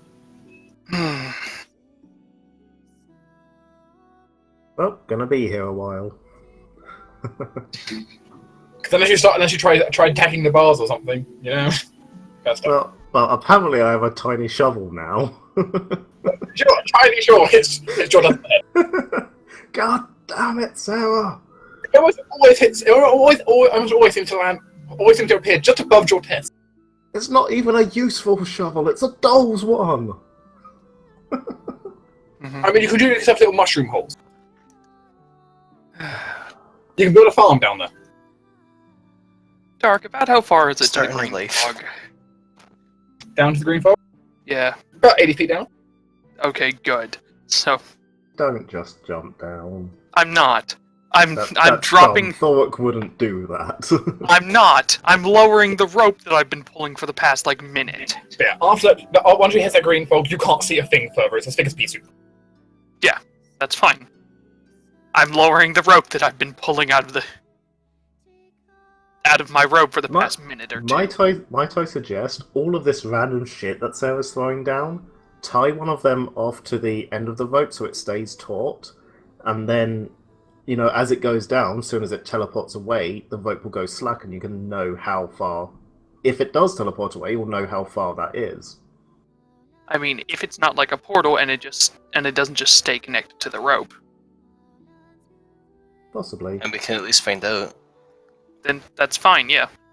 If you want to just tie something like a glass bottle or something. I've kind of run out of shit to throw down that. I've already cleaned out my inventory. Yeah, okay, hold on, let me look. I mean, you can always tie a rock if nothing else. This place got plenty of rocks. Yeah, let's just use a rock. And I'm lowering it, I'm not dropping it. Do you want to tell us? Mm-hmm. You still have a rock land on your head. What the hell? Once again, it's lowered. Stop dropping Yes, but also at the same things! time, as it kind of hits the fog, Fork stops feeling the weight of the rock. Okay. I'll lower a bit more rope then. It continues lowering. You don't feel the weight of the rock anymore, though. Alright. Now let's try pulling it back up. Pull it back up. You don't feel the weight of the rope, and eventually you kind of pull it up and you kind of see the knot you had at the end. It just has no rock in it. Alright, interesting. Yeah, that doesn't bode well for us, Farok. No, but it means it goes somewhere. Yes, it does Oh, mean Evervet or that something there it is teleportation implied in the actions of that fog. I'm just saying, if you throw enough stuff down there, Jordan's eventually gonna get crushed in his own self. Mhm. We do not have this that way. much stuff. I mean, you could You keep really getting rocks. do. You could keep getting rocks. That would take literally days. I mean, I could empty my handy haversack and just drop 120 Actually, pounds of miscellaneous. it would actually wouldn't take as long as you think, because Sarah has shrink objects, so she just takes tiny boulders and throws them in there. No. Yeah, no, not doing that. I mean, that's if you're trying to kill Jortes, right? That would be what's classed as a bad idea. I mean, I could just drop a stick of dynamite. That's a very bad I mean, idea. if it's not lit, If it's not lit, it'll still probably explode. Dynamite is, especially very, very ancient dynamite, such as what we'd be working with, has been known to be prone to exploding from, shocks and sudden force. I've seen a large list of descriptions. One of the descriptions someone included was known things to cause dynamite to explode included the tears of children. because it is something just all the time. Look, we know whatever falls into that fog goes somewhere. And I have a real feeling it's not going to be somewhere random in the plane. Because if it was, that would be a terrible thing for the golem to actually be doing to guard the.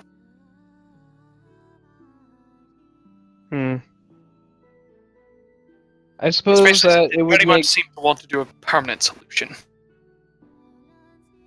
I suppose that much at least makes sense, but then comes the question: where in the hell does it go? Well, perhaps our little friend who controls the golem knows. It's a friend. Sarah, You're not oblivious like Sideline. Know what I mean. Especially since you're the queen of sarcasm anyway. The Duchess of Sarcasm, thank you. Yeah, I was gonna say, I don't know about Queen. I mean, for one, she isn't married. Queens don't have to be married. There have been... Can I have a perception? Can I have a perception check from everyone? Including me? Oh. Aww. Mm-hmm. I mean, you can roll one jaw test, but you're going to be counting dust. I rolled Actually, poorly. yours to win gives you a plus to wisdom, doesn't it? Plus 5 to wisdom-based checks, yes. Yes. Nice. 34. I rolled Oh, horribly. Speak for yourself, Jortes. I still rolled a 3. I had a plus 22 and I got So a 20. as all of you are talking and discussing this and trying to figure out what the hell you should do, Mhm. Torin is suddenly alerted as 30 feet away. He detects a new scent he's never detected before. Torn just kind of turns his head and goes, "Hello, would you like some tea?" I don't think he does. Jortes isn't here and can't say that. The point is, if you look on the map, I've revealed what Oh. Yeah. Oh, it's I don't think he huge does. ass bear. Oh, never mind. It's a huge ass bear. Oh, wait, that's a huge ass bear. Hey, it is. And it appears to be coming for us. As it snarls and almost prowls towards you. Mm. Well, you're on the edge of the cliff. Torn just kind of looks at it and then, just opens his hands and says, "I still retain that my offer of tea is available." It sounds like a wild empathy. I cannot Actually, wild empathy a bear. Actually, I need diplomacy. Ah. I actually need diplomacy check versus the bear. It's the kid. 29. The bear pauses for a very brief moment, narrowing its eyes with a very unbear-like level of intelligence. You know what? Should have said this before, but Thorok ate it. Or Sarah. How would Thorok aid?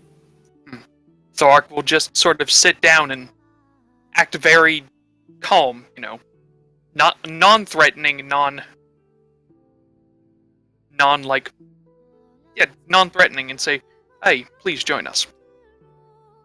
I have a feeling you're not an actual wild animal. Please, I mean, Thorak would have the Would like- sense motive to be able to tell that. Uh-huh. Sarah's going to pretend she doesn't exist. She turns back into a tree. I mean, you are basically immobile as the tree, so... Yeah, but unfortunately that's a bonus per day ability. Hmm. Wow, way to waste The it. bear stares at you for a few moments, approaching ever closer. Torn's not going to stand up. He's just sitting there with a cup of tea. As the bear seems to reach forward a claw towards Torin and just kind of hook a cup of tea onto a claw and move back. He kind of looks at it, almost confused a little bit. As you suddenly see the bear shift and change.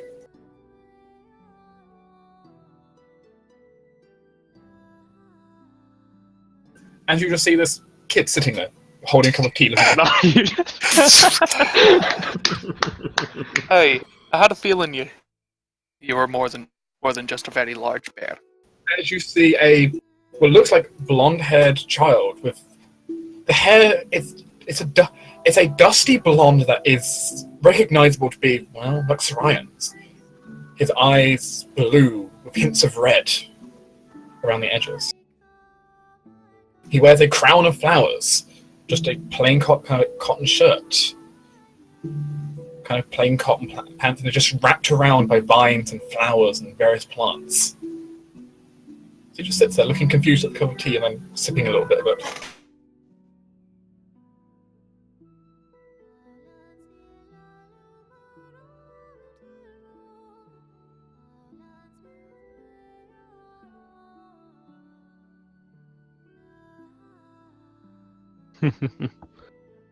So how is it? Is it to your taste, or would you prefer a different variety?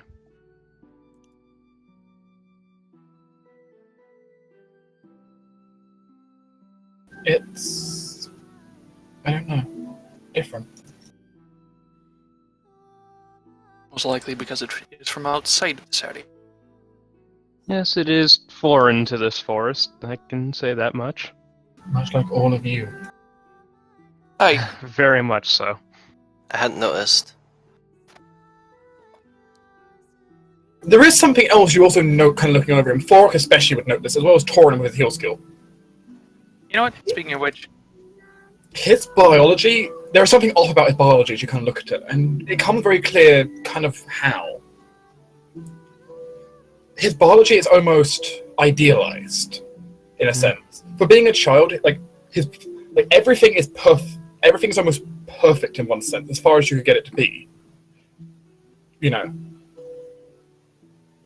clearly not natural, more a case of, it's just kind of a very much almost a projection of purity, almost, in a sense. mm-hmm. Okay. Forok, you failed to crack his defenses.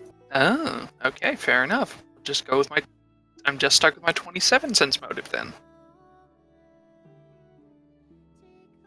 Which should also explain how he became a huge ass bear with that little seal. Yeah. Pretty big.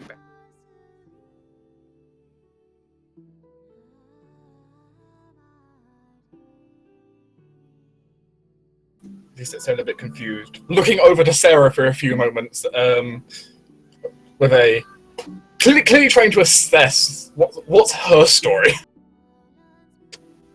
He's a fire thing made of a tree. Sarah sits there and photosynthesizes.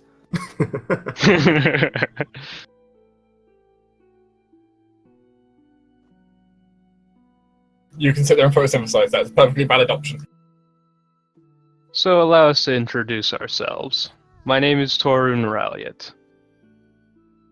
Aye. I'm Thorok Magebane. He looks over towards Sarah, the photosynthesizing sorcerer. I am Sarah. just a tree. She can't be a tree right now. She already ended that. She can For pretend. She has bluff. She said her name is Sarah. Yes, my name is Sarah, pillow, giant bear child.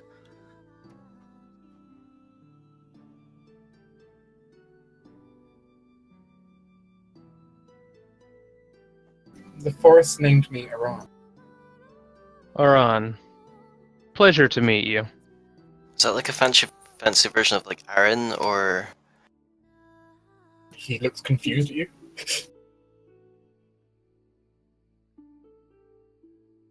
I'll take that as a maybe. With fair respect to him, he don't like he doesn't have any knowledge of the outside world. Mm-hmm.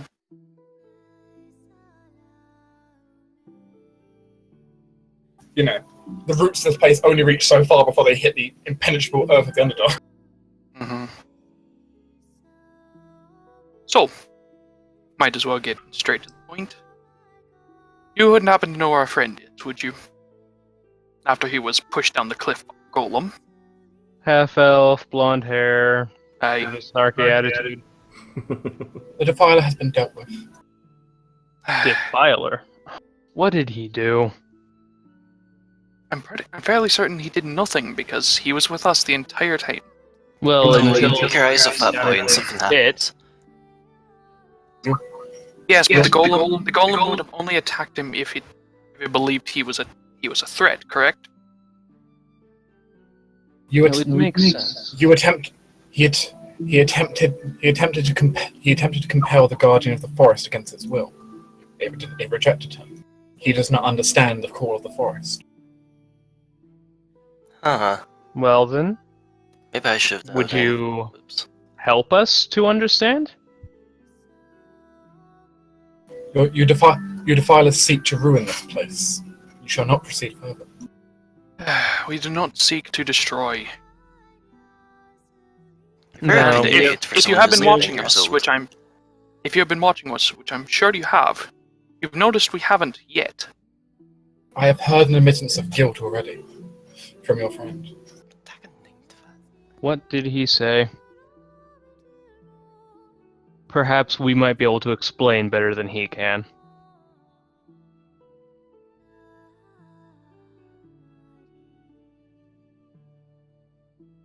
He wished to destroy this forest. That is not what he said. I know it is not. Because none of us are here to do that. No, we've actually You believe that is what he meant. We have taken great measures to not harm this forest, in fact. Aye. If you have noticed, we have not.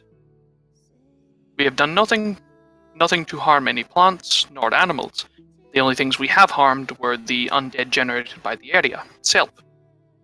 By the curse around here. The forest beats, its heart grows. Every creature here is one. We are connected in union, one spirit, one whole. Then you will know what we say is true. We have not harmed the forest at all. But at the heart of this place lies something which you seek to destroy, and in that you will destroy us all. I see. So, that piece of Carmilla that we seek to absorb into the ring would, in turn, damage the entire forest with its absence. Well, this just got a lot more complicated. It is for her words, her song. The entire forest is a harmony from her power. From her, this place grows. This place breathes. It lives. It resists the forces of the outside. It resists that of the deepest defilers below.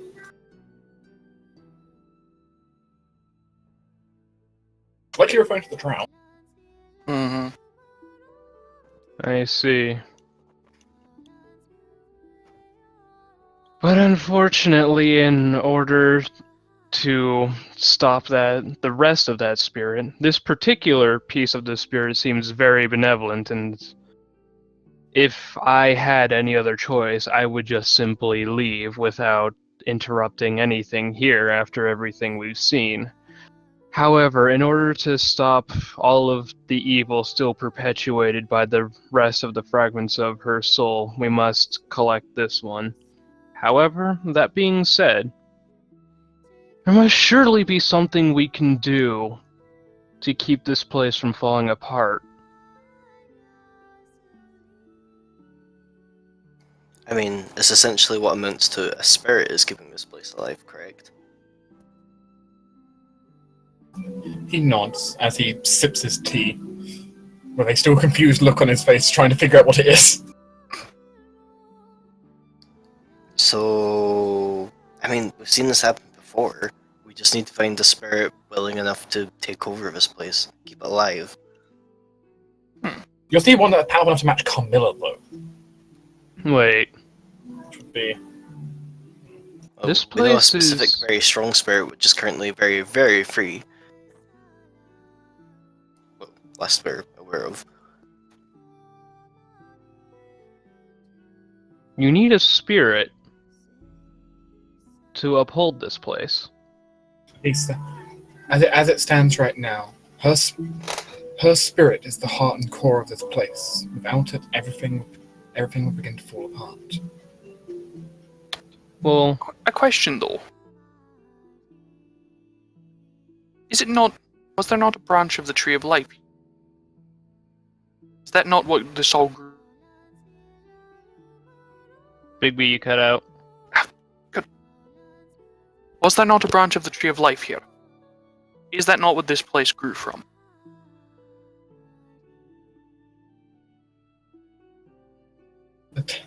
The touch of Gaia placed upon here was the seed that began.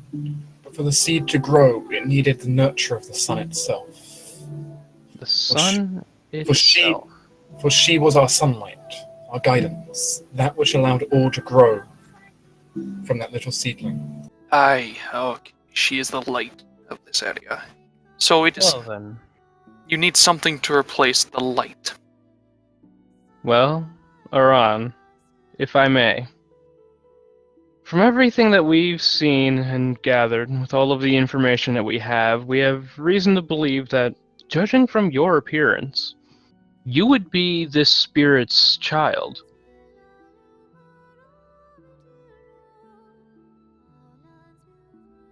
Would it not stand to reason that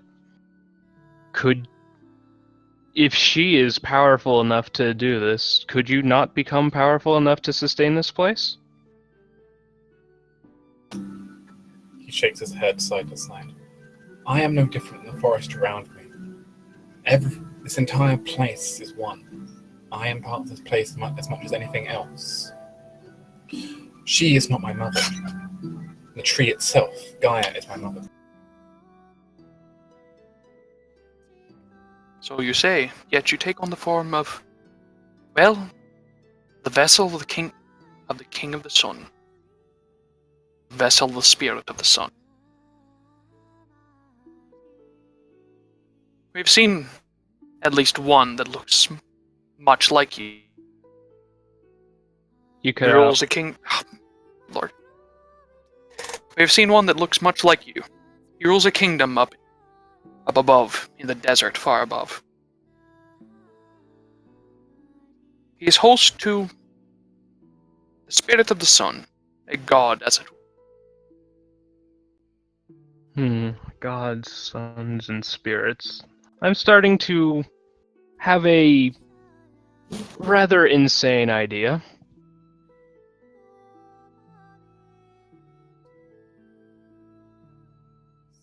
And I have no rightly idea how much this could even possibly work.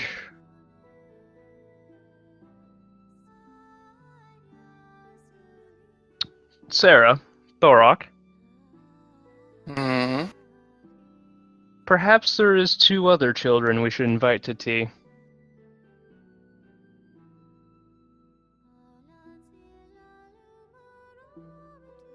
Can you contact them that easily?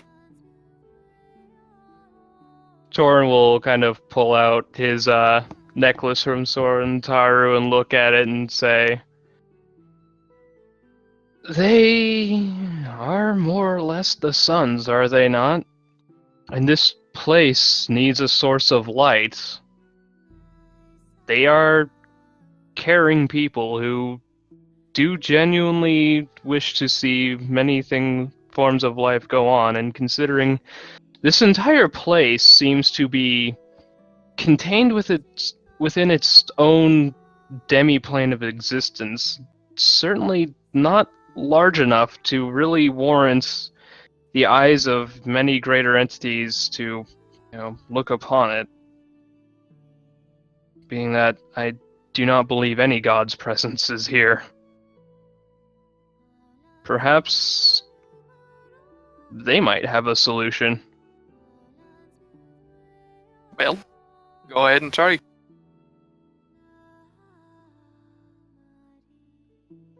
Problem is, it's very rare that I could ever contact them. They usually come to me.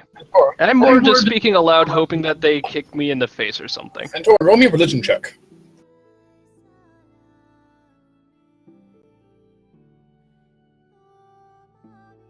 29?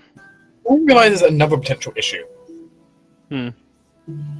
The first world has one feature which most mortal clerics forget about. The gods themselves have nearly lost control of the first world. The Fae Queens themselves are the ones that have the true power there at this point. Essentially being gods in their own right in their planes. The gods themselves being almost weak glimmers. If before they were the suns, now they would be merely stars in the sky. Hmm.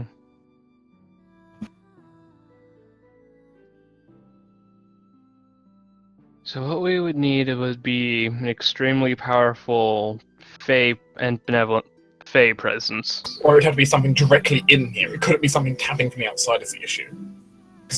Inside the Feywild, the Fae itself is what rules. It's the issue. Issue is we don't really get involved with Fae all that much. No, you don't have a good connection.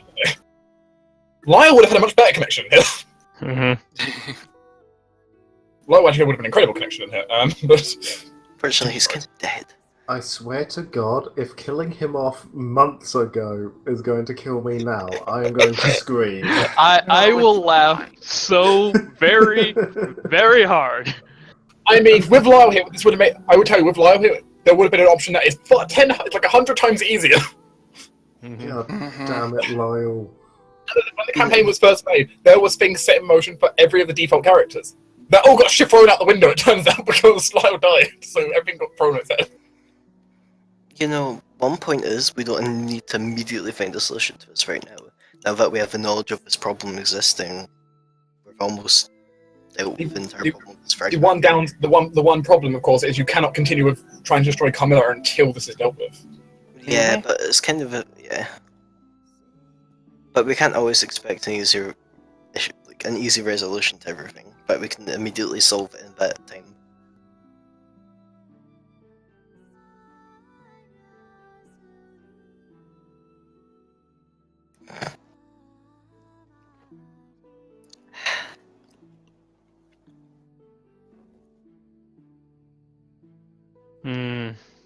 As I see it now, as of now, I don't think there's a solution which would work for all of us.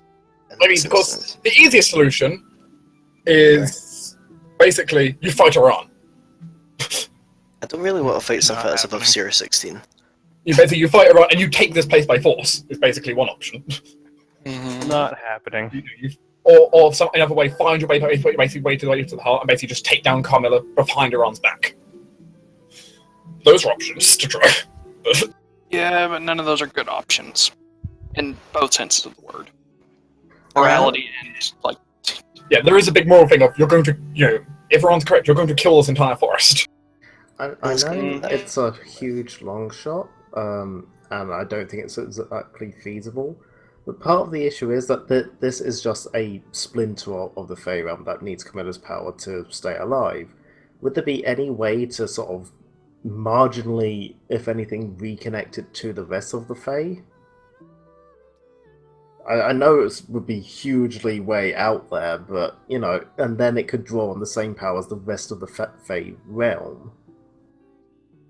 Yeah, but that would require us having access to the tree, to this splinter of the Tree of Life, which Iran is stopping us from having. Well, put the idea towards it. That, and moreover, the problem is, to draw it towards the Fey, honestly, in Torrent's mind, you'd probably... To intentionally do that and not just kind of have it float towards it, you might need connections to the eldest themselves, the queens of the Fae. Have them maybe join it onto their own domains. Which leads to this kind of problem of not good. Iran will just kind of look around for a moment. Tilt its head. I believe the one made of metal was also one of yours. Yes, he was. What do you mean was? I have found him. It's not exactly hard to find. He seemed to have got himself caught in a briar bush. That sounds about right. Admittedly intelligent briars, but that's regardless of the point. One moment. He stands up and seems to just walk into a tree and just disappear. Which anyone with spellcraft might be able to figure out, oh yeah, transport via plants is the thing. Yeah, I get that eventually. I mean, you can do it well. As he seems to wander back, this small child holding sideline by one hand and just putting him down on the floor. Thank you. Simon looks like a mess, but he's going to be fine.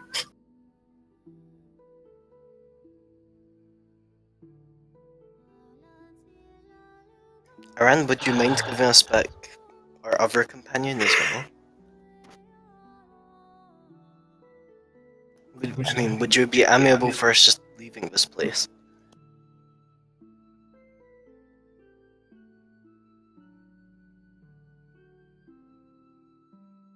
The forest does not hold ill will, it does not hold grudges, it does not desire vengeance. That's not the way of the forest.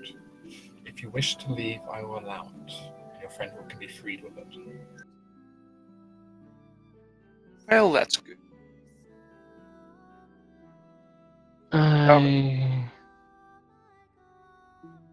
We will be back, though, Probably. admittedly with a more favorable solution to both of us. Do. Also, I guess we might as well ask while we're Also, here. bear in mind, if we do just leave now, we are still on our time limit for Escalon. You know, we might not have time to go off and do whatever plan and then come back here before we're summoned back up to the Eyrie. Yeah, but that's fine. We can. It's going to be annoying to do, but we can work on coming up with a plan for this place. Yeah, coming up with a solution while we deal with that stuff. Morals over the easy solution. Yeah. And it's also a point that now that we have a few places, I have a few places studied here. Next time we come here, we don't have to jump in the hole. We can teleport. Mm-hmm. And also, wow, Carmilla has slowed down. You've got some she time. Hasn't. Yeah. She hasn't slowed down. Not really. Still, we know for a fact that whenever we get this, we're going to be getting multiple at once. Mm-hmm. So we can take a bit more time on this. That's true. You're basically getting 2 for 1. That's a fair point. Yeah.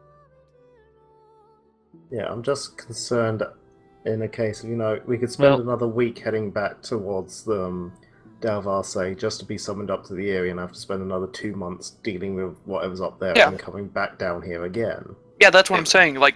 In this here, and go deal with the stuff up north now, and then work on the solution while we're working on that. But that's a hell of a lot of time we're not wasting, but wasting in the sense of this quest.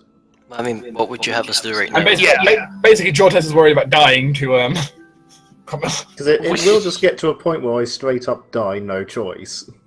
I can get that, but our only option here is kill Aran. Or otherwise trying to circumvent him. Yeah, which would in turn, if what he's saying is true, destroy this place, which Thark isn't going to want to do. No, I'm not particularly don't bothered want to with destroying do. this place. It's just the fact that he's above Sierra 16. I don't want to destroy this place. I really feel there's something glaringly obvious that we're missing.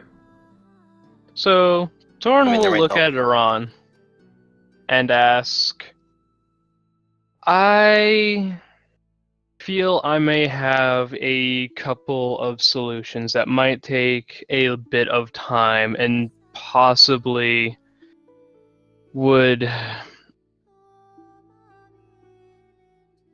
be something that we can all sort of go for.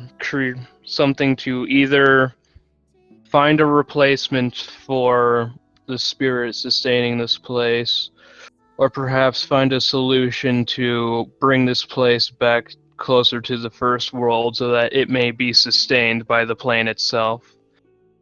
However, in order to do these things, I would need a sample from the source of this place, that tree of life.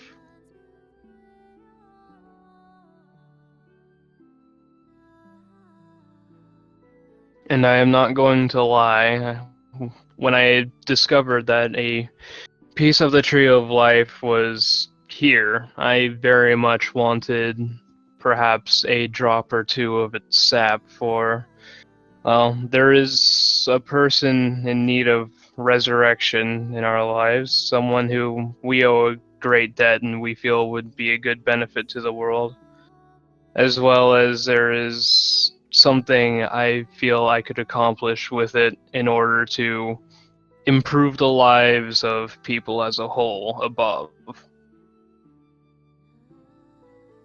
There's great power in it. I'm not going to ask it for my own benefits.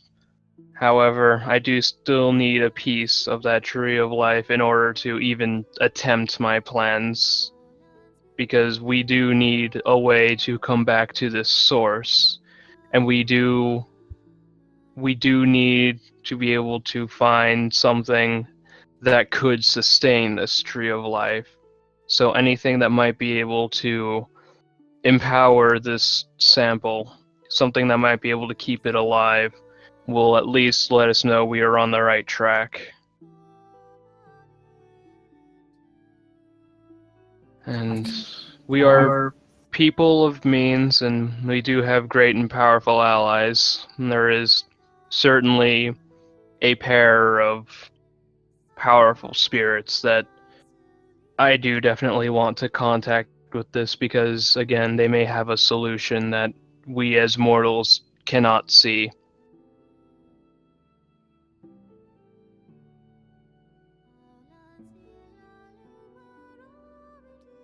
You will not be allowed closer to the tree, Defiler. I do not wish to become closer to the tree. I was in fact going to ask you to bring me back a small twig, a leaf, something.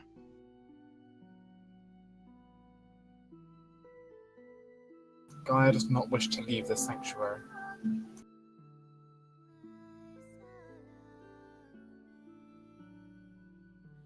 Nor would I imagine it does not want to perish, and I cannot imagine understanding our situation and everything.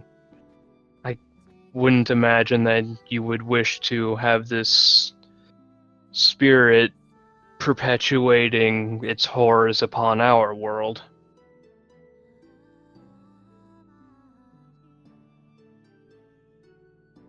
We are desperately trying to think of a solution to help us all here, and Darn, I think you're barking up the wrong tree here. did you really need to make a pun right now? Yes. I mean, she has a fair point that you're trying to. You're basically He trying to really convince did.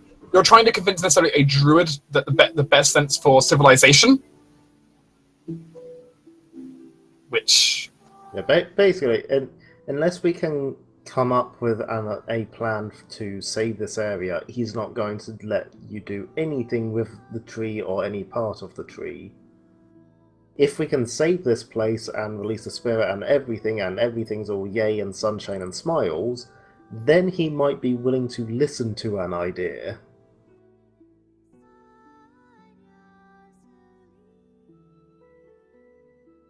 Alright, well then allow me to reword this. The other aspects of that soul are creating abominations against life and nature itself. In our last conflict with this spirit, we had to fight undead, and I'm sure you're keenly aware of what those are. It created a tear in the fabric of our world and filled it with the energy of the negative plane of existence, whereas this one is quite distinctly filled with the positive. And this is a running theme for a lot of what she does. She is known in our world as a queen of curses. She tends to defile much life, and I can only imagine that the reason this place is vibrant is because of the love and affection and the wishes of the form that you are now taking. However, this all being said, we do not wish to tarnish this benevolence, and we do not wish to bring harm to anything. In fact, we are working quite desperately to maintain peace and to try and save as much and, well, at this point, as many worlds as we can. However, our means are very limited, and while we do have contact to greater spirits and entities, a pair of which I speak are quite related to the suns, we feel that placing our faith in the things that sustain much of life in general, the suns, may prove to be a benefit for your tree of life. Because after all trees do need sunlight.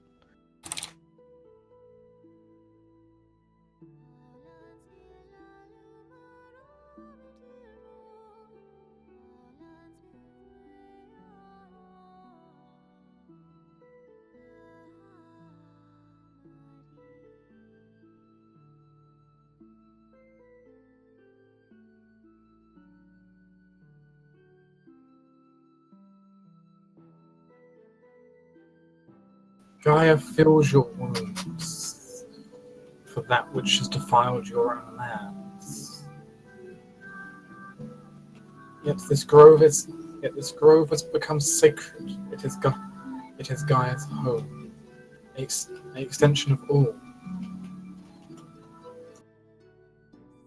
And I would not dare to even think to lay a finger on anything here to do any harm. And in fact, I do not wish to give any piece of this place to any part of mortal kind.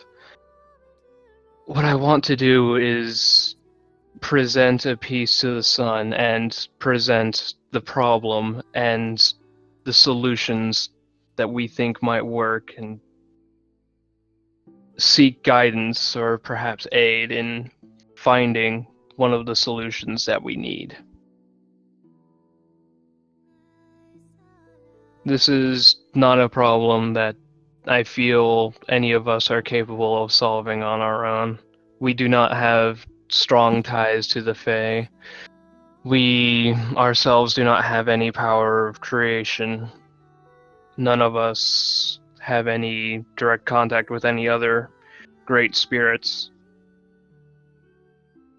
You really have the lack of divine connection. Mm-hmm. Another daft question.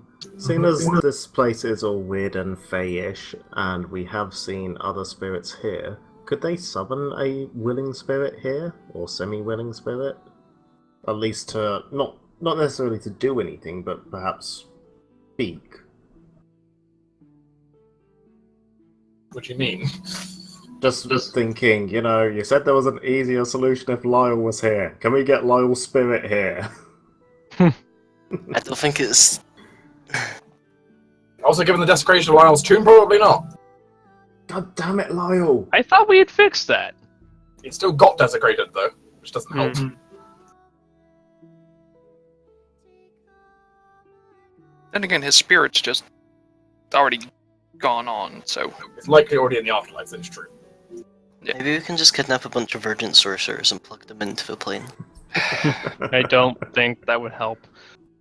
No. Says you. We know of at least one shaman of nature, at least, so... I do know one person who seemed to be a very powerful druidic entity, and surprisingly close to home at that. There was a hidden grove near White Marsh, beyond some caves. It took quite a bit of effort, but I did find it, and there was an Azamar there who seemed to be completely at one with nature.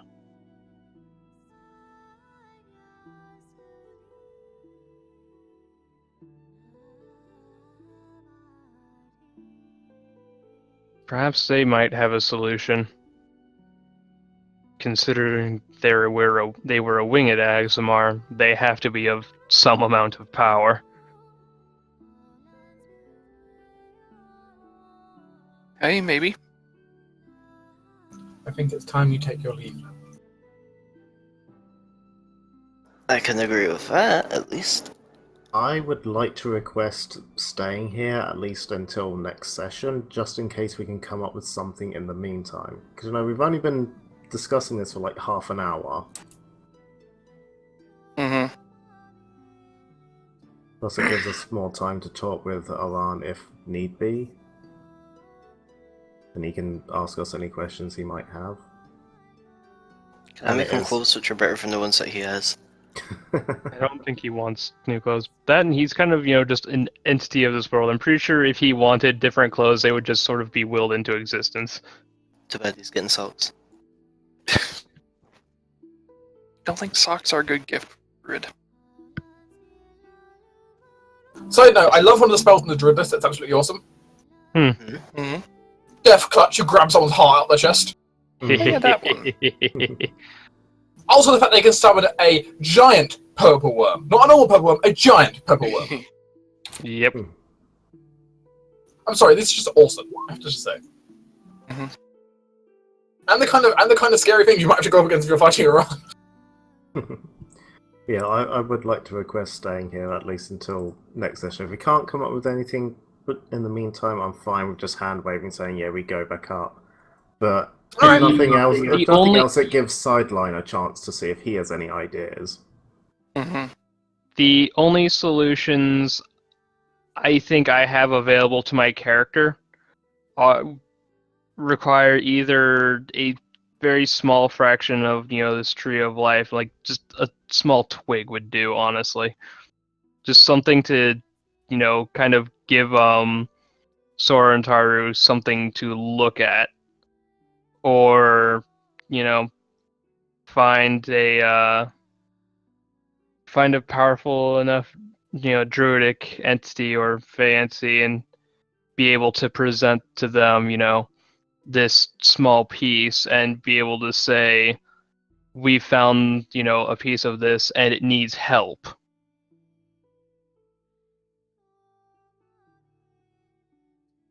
The problem is the level of creature you would need to try and do it is incredibly powerful. Yeah, you're talking like almost level 20s at least. Seems Camilla was like mythic levels. Yeah, but I mean, I'm aware of spiritual presences higher level than us that might have other connections of their own that might be higher level than them. We might just need to sort of get ourselves a pebble and throw it in the pond and Yeah, I mean, wait for something to come up. I'm not saying don't try these ideas. I'd just like time to do ideas. I know, but the problem is I need a small piece of this Which you'll be for them to refused. recognize. Yeah, well, perhaps in the next week you can come up with other ideas, or Sideling can, or one of us can. And if we can't, then, well, we'll head back to the airship and go elsewhere. Something else that's admittedly true in this place, though. Technically, reincarnation here is very possible. Mhm. Bring a tiny piece of someone's dead body here and they can be reincarnated. Oh, I have that. I have a piece of Lyle. Do we have the stuff to cast it? Why have you had that for I mean, at this point, it's not going to work because Sideline as a player has moved on. So Yeah, but he doesn't have to take Lyle back over. no, Let's just Lyle- get our help and then he can go back to death. basically Lyle's spirit has not. Basically, Lyle's spirit's already departed. It's not coming back. God damn it. Maybe we Why can do you get have a piece things of to Lyle? avoid down here. I specifically got it at the time because we were talking about finding someone who could resurrect him, You never heard of it. and then we never went down to the people who actually At least could. you get mostly probably decayed by now. Yeah, possibly. Just saying, it's been over a year. I know. So unless you stole his entire arm. Well... Well, Though it is an interesting thought that, if one of you dies and you really need to come back to life, I mean, if nothing, you could do the option of reincarnation.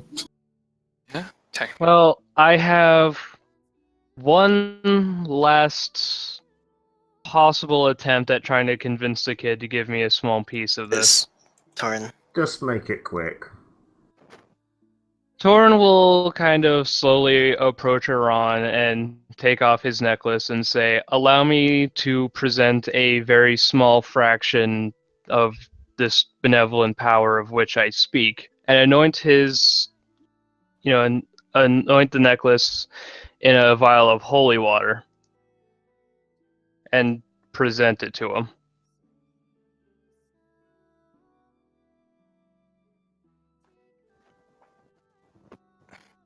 He stares at it with a look that he does not recognize it.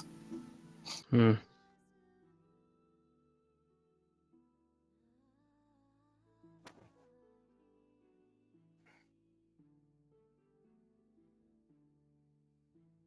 So you do not recognize the power of Sol and Sen, the sons. He lives on another plane several miles underground. As I said before, remember the Fey Queens are the ones with the power here, not the gods of the material plane. They are the original gods, however, and the suns are kind of an ever-present thing in many, many planes of existence. It's true, but Not the same suns. technically, though, Sorentar are the sons of the material plane. Yes, because remember, the sun of the elemental planes is technically the plane of fire. Mm-hmm. And technically, Yeah, the Fey World has its own sun. Yeah. That being sun at all. That being said, being able to recognize, the power of a solar entity might, still be within the realm of, a druid. It doesn't seem like he recognized it, though. Admittedly, then again, the symbol you have there is one that most people wouldn't recognize. After all, Well, I do have a proper holy symbol of Sol and Sen.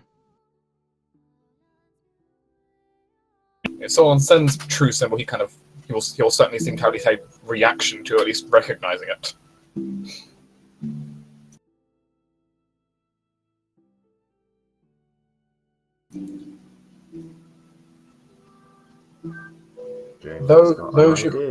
Those you call divine in this, those you call divine, hold little will in this place.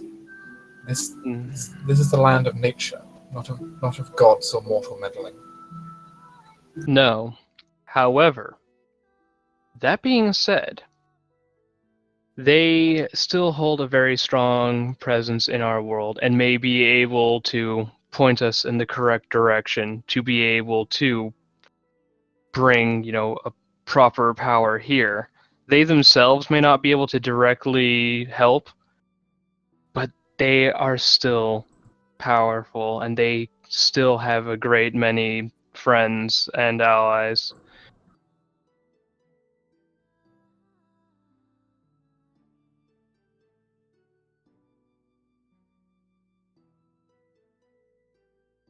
All I am asking for is just enough to be able to present proof that such a place that needs help as this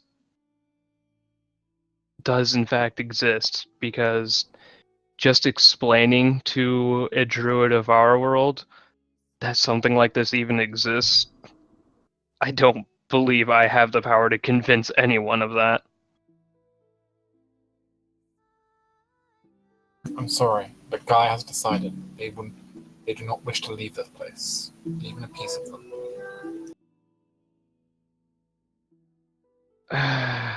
Well, I have done everything that I can do then.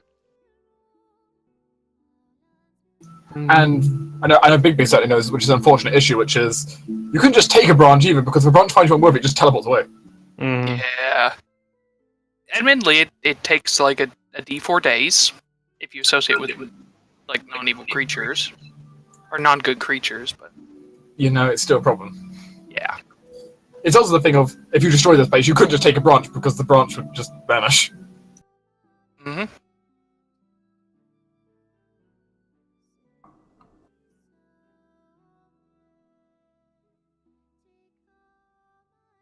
Well, what do you guys say then?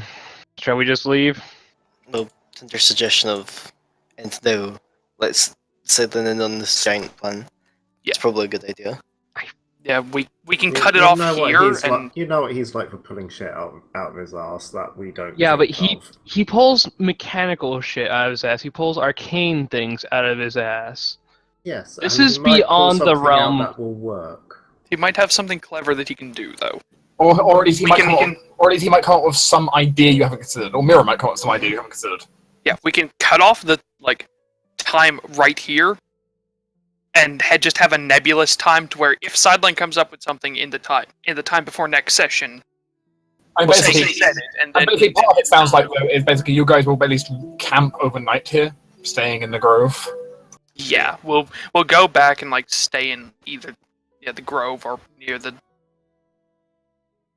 Aran will keep up to his word, though, and after a while, briefly just teleport away through the woodwork and eventually return, dragging a Jortes through a mushroom patch. Jortis comes up and just throws a pair of snowshoes at Sarah and a small shovel. Sir, sir, he's just laughing. I would also ask you to try not to litter. I'm just returning what's hers. No, that was to her. You wouldn't consider the rock littering, would you? No. Okay, good. Okay, Sarah pops his Like, stuff you back. threw the rock at me? God damn it, Thor! I I thought didn't- you knew I didn't better th- than that.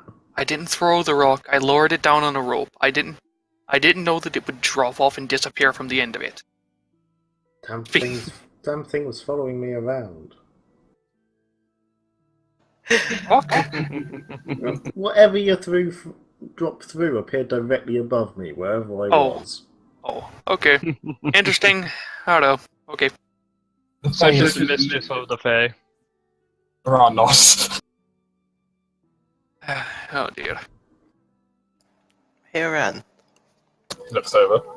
I don't suppose all our interactions with whatever Carmela's left behind at this point have done anything. You know, like the hut, the creepiness, the graveyard. Each of your actions have rippled this place. The tree's harmony changed. The voices altered. The spirit that is our sunlight, calming.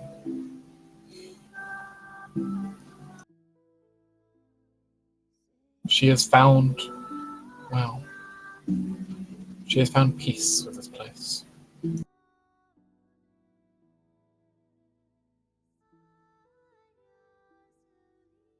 Well, then we have at least achieved one of our goals here. Once upon a time, she held an enmity for all who came to this place, a hatred that could not be described with any word you could understand. But now that it's gone.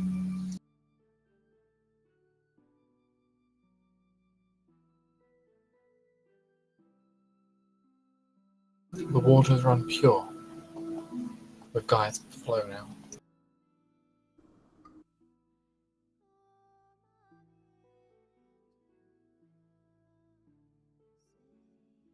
Good to hear.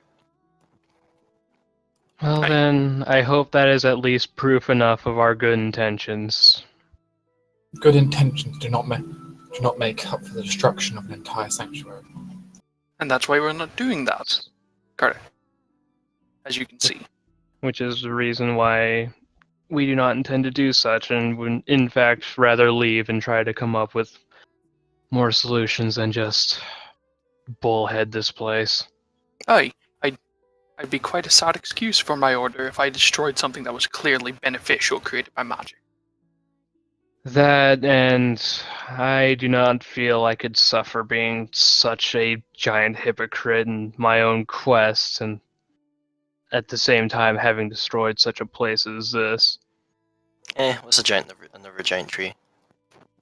Sarah, Oh, I've got people bouncing out to this party. But you have learned here something important, though. From the ashes of destruction, for that is how a new forest grows. of course. It is nature's cycle. When destruction is not the end. It brings forth the ability for the new lands to grow. Still doesn't mean you go around wanting destroying Then, things. then,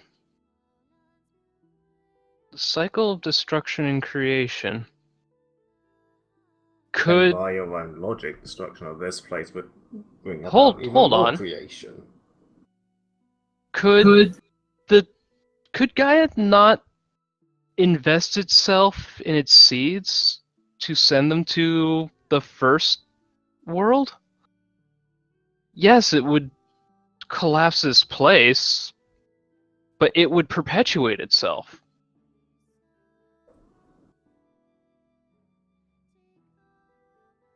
It would, in a sense, bring everything here with it.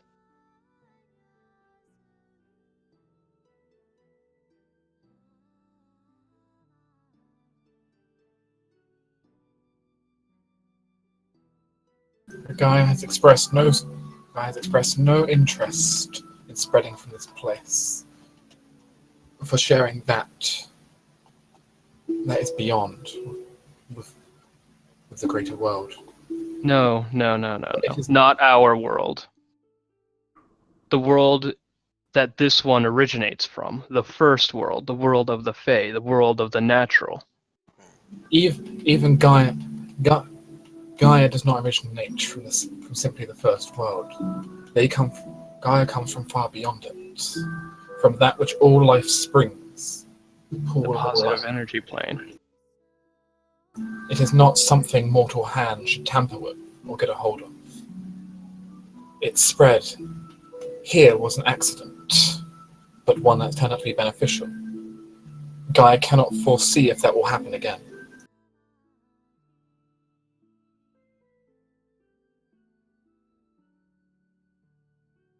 And unfortunately, I sincerely doubt we could send any seeds back to the positive energy plane. But in here you see the situation of Gaia almost doesn't want to be shed because Gaia doesn't want any evil creatures to get a hold of their branches. Mm-hmm. I mean, considering the branches disappear from evil creatures, and they actively repel evil creatures anyway. Yes. They still don't want to be misused for the short time some creatures have them. I guess so. What? How can you misuse entirely healing magic? Cannot be used to Kill harm. an evil army. Torture. I guess. That is very true. Also Very elaborate healing. build. Also healing people whose sole purpose is to destroy other things. Guess You so, could create an yes. immortal engine of destruction with a piece of the Tree of Life. I'm just saying. You could. You could be someone also trying to subvert the rules of nature and try to create your own life with it. You could hit someone with it. You can also whack someone with a box straight like this is also true. Why would you do that? Why not? I don't Hit even him. think it would make a good improvised weapon. If you had a big enough branch. It's true, it doesn't specify Alright. the size of it. Well, on that note, I'm gonna have to get off. All right. Yeah, I'm probably the same. Night, Tinder.